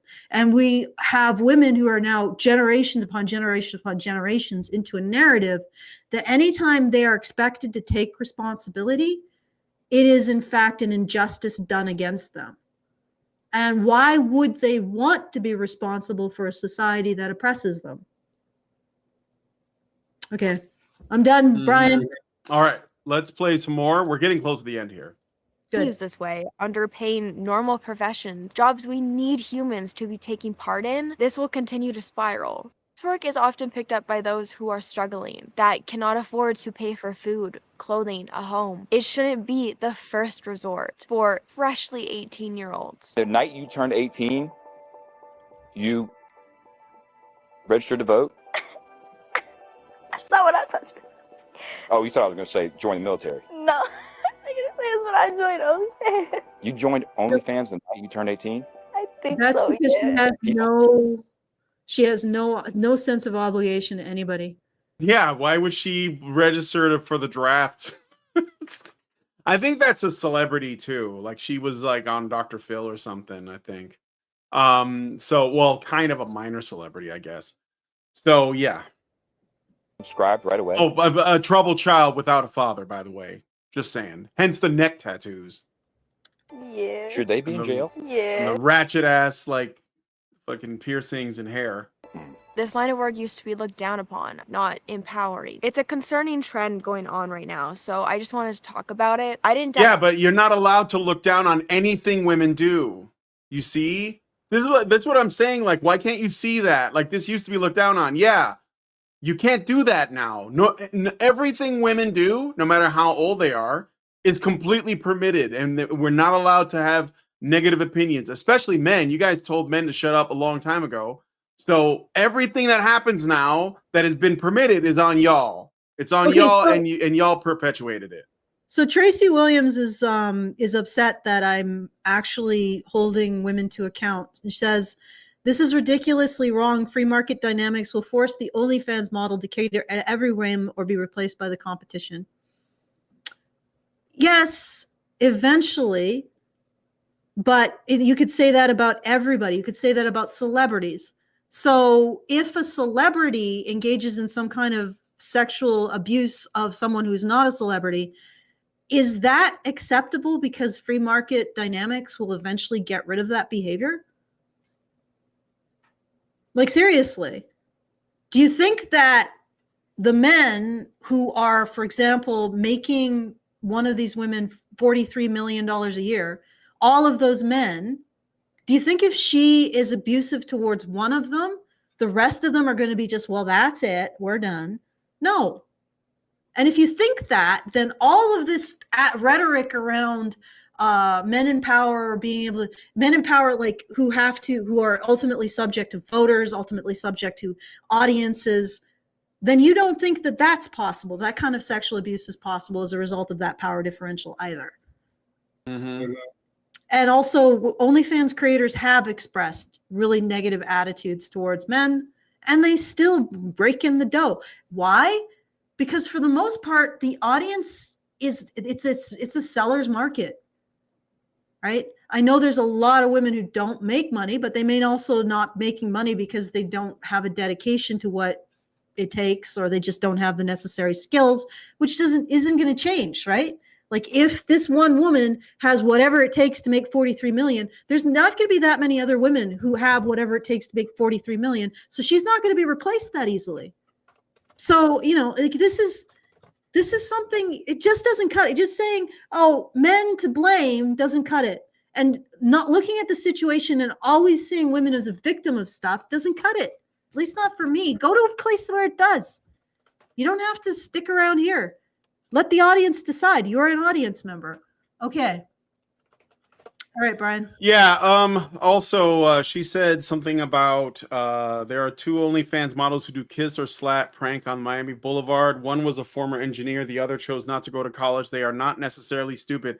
I don't think we ever accuse them of being stupid, but I do think it's unwise because you don't know what the downstream effects are going to be in your life later on. So, all right. But anyway, yeah, unwise is not the same as dumb. Dive into the moral shortcomings of men, just because, of course, that comes into play here. We know this. We've been shaming men for this behavior for years. I've received comments on my previous videos on Lily Phillips and Bonnie Blue saying, what about the men here? What about all the men lining up to do these acts? And I get it. If these men were out here filling these girls' pockets, this industry wouldn't survive. Sophia Rain just revealed who her top spender was, and he spent almost $5 million. This guy who spent $5 million on Sophie Rain is going for simp of the decade. I guess he's gonna get a trophy. But yeah, of course the women that this woman that watch this woman's content are like, why aren't you talking about the men? It's a planet of like 4 billion men or something like that. At least, yeah. Maybe about 3.5 billion men. Some of them, 1,000 is like a tiny percentage. Yeah. Okay. What are you gonna like? What? And she, well, if they didn't want it, it wouldn't exist as a market, dude. Prostitution is the oldest. It's the oldest profession.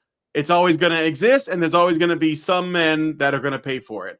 But if those men had like wives or girlfriends, guess what? They probably wouldn't be looking to be like number 779 in the Bonnie Blue like sex marathon. But even then, there'd be some men there. Like, why are we, again, this is coming down to, let's blame the men, because the women who aren't even doing this feel uncomfortable that a woman is being criticized somewhere. Well, okay. All right. Yes, there are 4 billion men on this planet. And if a woman says, hey, want to take part in a gangbang, she's going to find 100 men. Yeah. By definition. Right? If a man said, you want to take part in a gangbang where I have sex with 100 women and you'll get like some crack at the end of it, he'll probably find another 100 women to take that offer as well. Right? They probably, I couldn't only imagine how horrifically awful the women that he'd find would be, but he'd find them, right? You have to understand the law of averages here. The women who open these possibilities up are going to find men who fulfill them. It is not the fault of all men that marginal men exist. Okay? That is not the fault of all men. I mean, the thing is that people get stuck up on this, and you cannot make it so. You cannot make a situation where a girl can say, or a young woman can say, I'm going to have a gangbang, 100 men, please come. And not, there's probably no world outside of heaven where you're going to get met. This woman is not going to find men. Right? So the fact that these men facilitate this happening does not lessen her culpability, or sorry, the fact that there exist enough men who will say yes when she does a call out doesn't reduce her culpability. The only person who's making this, the primary driver of this, is the woman engaging in it. And if this was reversed, we would never even be having this argument. No, we wouldn't. Yep. Andrew Tate does a call out. I'm going to do 100 woman gangbang. How are the women to blame? Are you freaking Oh kidding? yeah, that would drive people crazy if he did that. No, you would never do that. And you would never, in the instant a man who's complete unknown, complete blank to everyone did something like that, I'm going to do 100 woman gangbang. And he managed to pull in 100 women into it.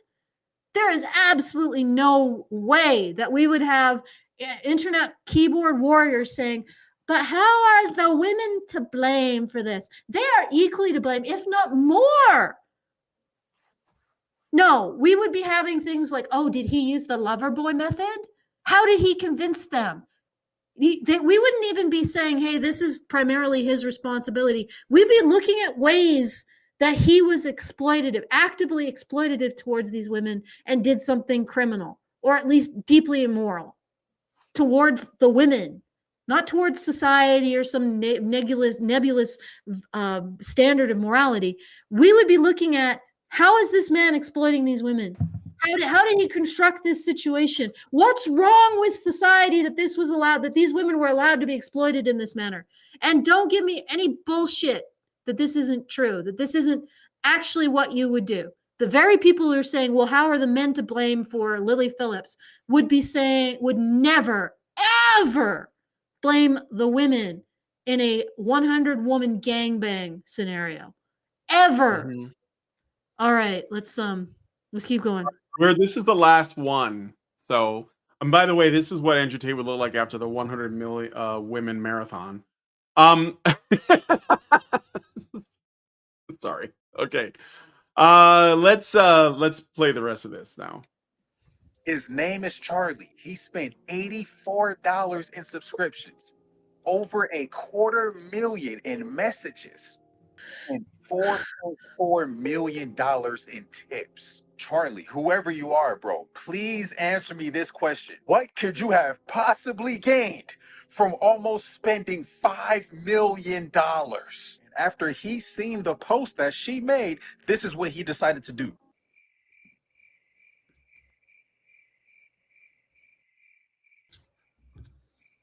That's him sending like $200 tips, a constant stream of that.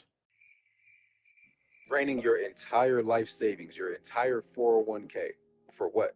It's sad to see. Sad to see. Naked girls online. Is it though? They're Well, I mean, yeah, like Is anybody putting together a GoFundMe to get this guy a therapist, or you know what? Maybe send him to the freaking mythopoetic men movement and get them to beat some drums, to like heal his, or like maybe get Robert Bly to do an exorcism for the simp inside him. Like, I don't know. Like, is there anybody who actually genuinely cares about this man? Yeah, I don't know, man. No, I don't think so. I mean, I think that he thinks that he's investing in something, maybe. I don't know. I don't know what's in the minds of men like that. giving you a sense of abundance of women that you don't have in your life and that you think you have by illusion. What this is doing is forcing you, to some extent, to feel like you have the possibility of meeting all these women online, which you're never gonna meet because they have 1 million followers and they don't even know you exist. And Even we if you're can't. talking to them on And we OnlyFans, can't talk about the power differential there. You have to No. talk about how somehow the market forces are going to force the final boss of OnlyFans to give a shit about subscriber number 100,672. No, Mhm. there is a power differential here. A huge Yeah, power. the 100 million subscribers that are sending this woman money, they're actually harming her. Yes. By doing that. Except in the same circumstance, if you saw a man with who was like an author with a million followers or a million reader or 100 million readers or whatever, a million readers, or a director or a man who controls parts in Hollywood, and he had that kind of level of influence and power, you would 100% see that man as having more power than the women he's involved in. And then if he sexualized that, you would see it as exploitation. Like, but we don't, because it's women, right? But here's the other thing. This guy's like, oh, these women are giving you a sense of abundance. You'll have, okay. But okay, first of all, if the guy is in a marriage and has a relationship with an OnlyFans because he wants a sense of abundance, but he's not actually cheating, is it that bad? Like, honestly, it's just a form of entertainment. And if you're going to say that it's fine on her end, why is it not fine on his? Okay. Yeah. But the other thing is that, are these men even in relationships? Like many of them. I know that people have said that there's a lot of OnlyFans users that are married. I don't know. I sort of doubt that, but the other thing is that do they mean just the users for the pornography? Because apparently OnlyFans has a whole bunch of stuff. So, like maybe the guys who are like looking at engine repair are being lumped in with the OnlyFans thoughts fans, But regardless, I haven't looked at that study. I'd have to look at it to find out. Yeah, fair enough. I mean, if these single men are looking to find abundance, so what? Who's it harming? Right? Like, really? Okay, let's keep going. All right, I'll play the rest of this and that'll be the end. you actually think you're talking on OnlyFans. You're actually talking to a team, so stop. You're wasting money. Invest that money in something more important. And at the same time, it's preventing you from finding the love of your life. What you should do instead is focus on area of life that you want to focus on. So if you want to focus on work, focus on work. If you want to focus on getting a girl, get a girl. But work towards it. OnlyFans is up your whole life. Men as consumers in the OnlyFans industry can have a negative impact on women in several ways. Many male subscribers objectify female creators, viewing them solely as sources of entertainment or sexual gratification. Okay, wait a second.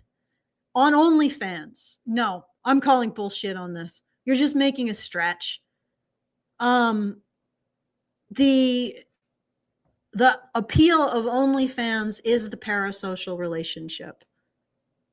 If anything, OnlyFans is a movement towards seeing the girl as an actual person that you interact with, as opposed to a set of sexual fetishes that you find on Pornhub.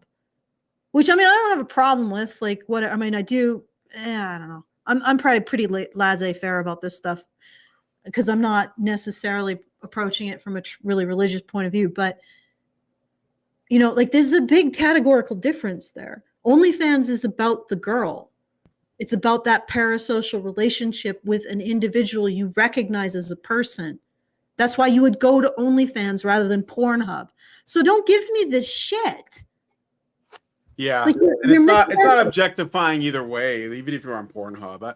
I think that we people use that word and they don't even know what it means. Like they're literally subjectifying, if anything. They're seeing them as a subject, a person with a personality. It's not just like a torso, unless those women are doing that to themselves, which a lot of them are. So, you know, they put on costumes and whatever, right?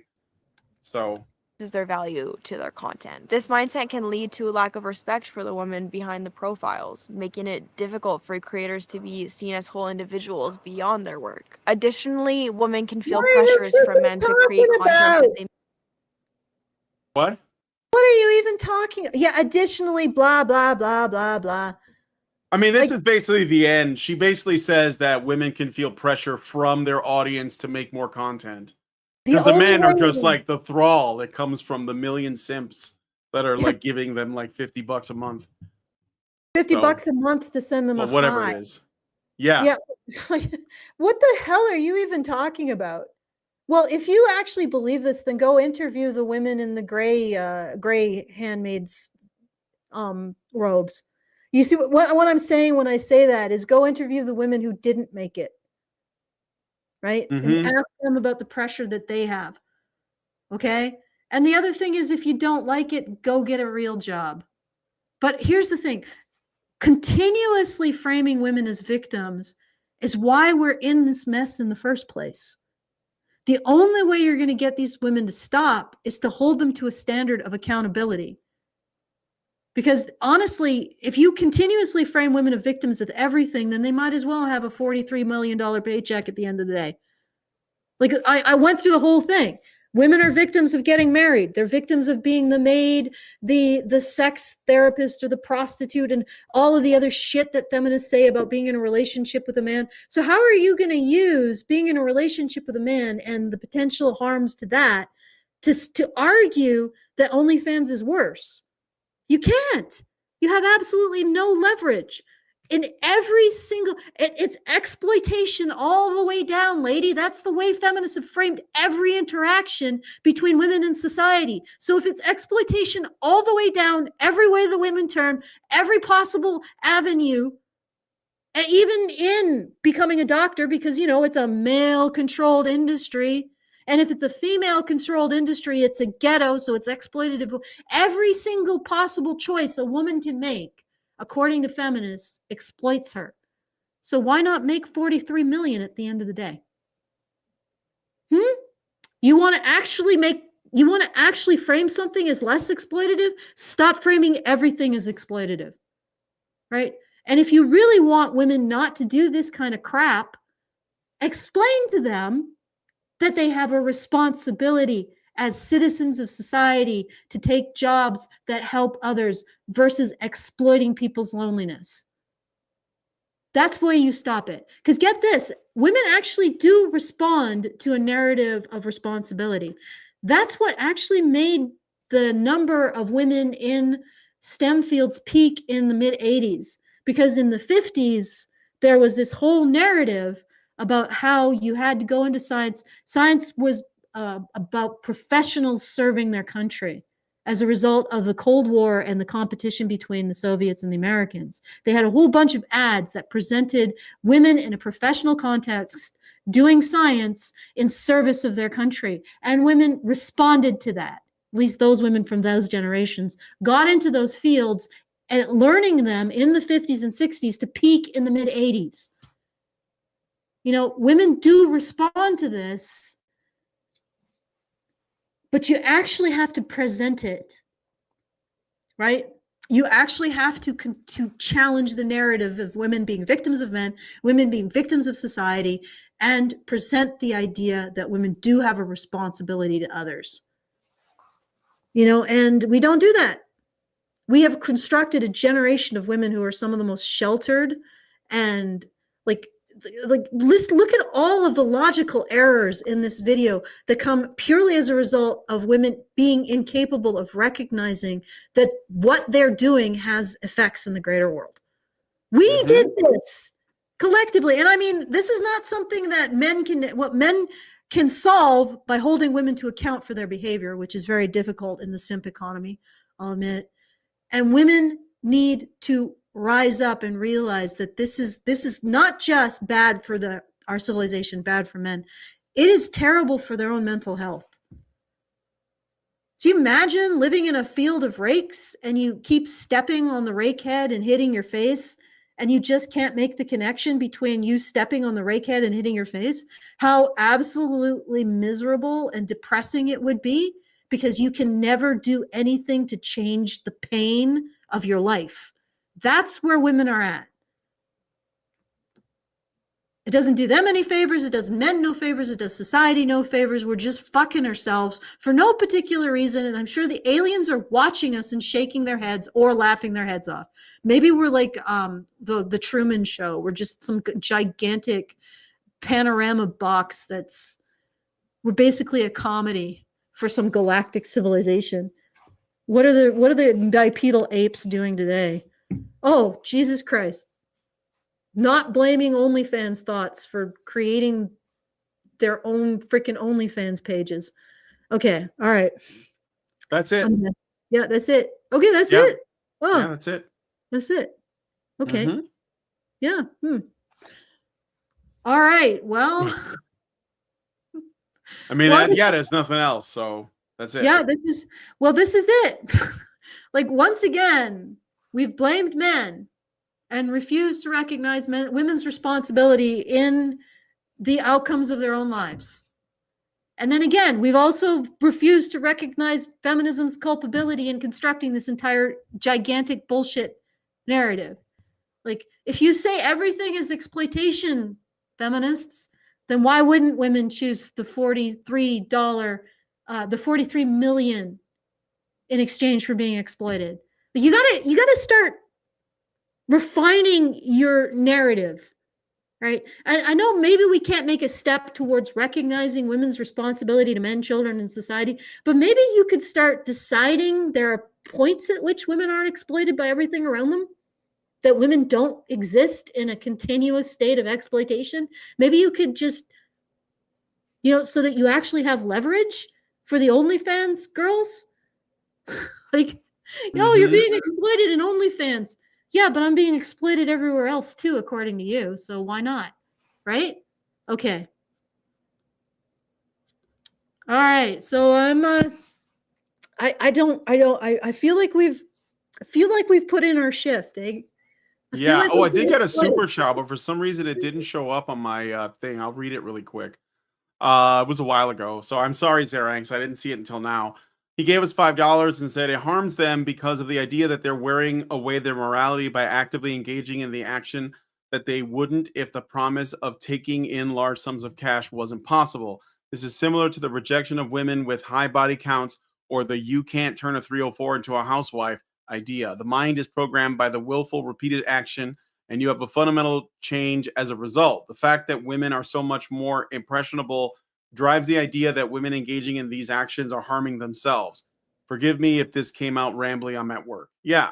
Thank you for that, Zeranx. Sorry for not seeing it until just now. Okay. I'm going to say something really controversial. I think that women are fully capable of taking responsibility for their lives. I don't think we need to deflect blame onto men. I think even that 17-year-old girl is responsible. I'm actually a little bit disturbed that she thinks that men should go to jail for doing what she's wanting them to do, right? I think she could be held responsible. I think the woman in this video can be held responsible. I think all of these women can be held responsible. They will not implode and their ovaries won't fall out of their bodies, right? And it probably at the end of the day, if they are, men will have much better women to choose from, I honestly, I have my doubts. I know that I'm bringing up Christianity. I have my doubts that it's really Christian to absolve women of their sins and say it's all a result of men's lack of leadership. Right? I think that there's still an element in Christianity that yes, men are supposed to be the moral leaders, but women still have to make the choice to follow. And if they don't make that choice, it is on them. Right? Yep. Okay. All right. All right. So that now for sure. Do you want to do the things and we'll close it out, or do you want? Yeah, sure. Yeah, this has been. I feel exploited. That means I've done work. Yeah. Let's face it. Okay, so if you'd like to send us a message because you enjoyed want to argue with, are complaining about, want to just baffle and bamboozle us, you can do so at feedthebadger.com/justthetip. Very best way to send us a tip. And if you would like to send us a message with that tip. And if you want to support the show, feedthebadger.com/support. Just want to throw us some dosh for doing this great content and beating the drum of women's responsibility, which is something that I think is unique to us. I don't see a lot of people talking about it in the way that we do. I actually don't see a lot of people talking about women's responsibility at all. There is the compulsion or the tendency to just go back to the idea that men are responsible for everything. So, for example, women's behavior is a response of men sheltering them, which is true, but ultimately women need to make this choice because men can control their simping up to a point, and after that point, women need to be responsible for saying no. Okay, don't do that. I need to have recognition of my own actions. You can't just be putting a pillow in my path for the rest of my life. That's not healthy for me. It's not healthy for you. At some point, women have to say no to the simping. All right. So if you enjoy that message, feedthebadger.com/support. And if you would like to join us in our Discord, badgernation.online. I probably should do a redirect with Feed the Badger for that. All right. Back to you, Brian. All right. Well, if you guys like this video, please hit like, subscribe if you're not already subscribed, hit the bell for notifications, leave us a comment. Let us know what you guys think about what we discussed on the show today. You'll find a link to the video in the description if you want to watch it yourself. And please, please, please share this video because sharing is caring. Thank you guys so much for coming on today's episode of Maintaining Frame, and we'll talk to you guys in the next video. Men's rights activists are machines, dude. Okay? They are literal machines. They are talking point machines. They are impossible to fucking deal with, especially if you have like a couple dudes who have good memory on top of that too. Holy shit, you're fucked.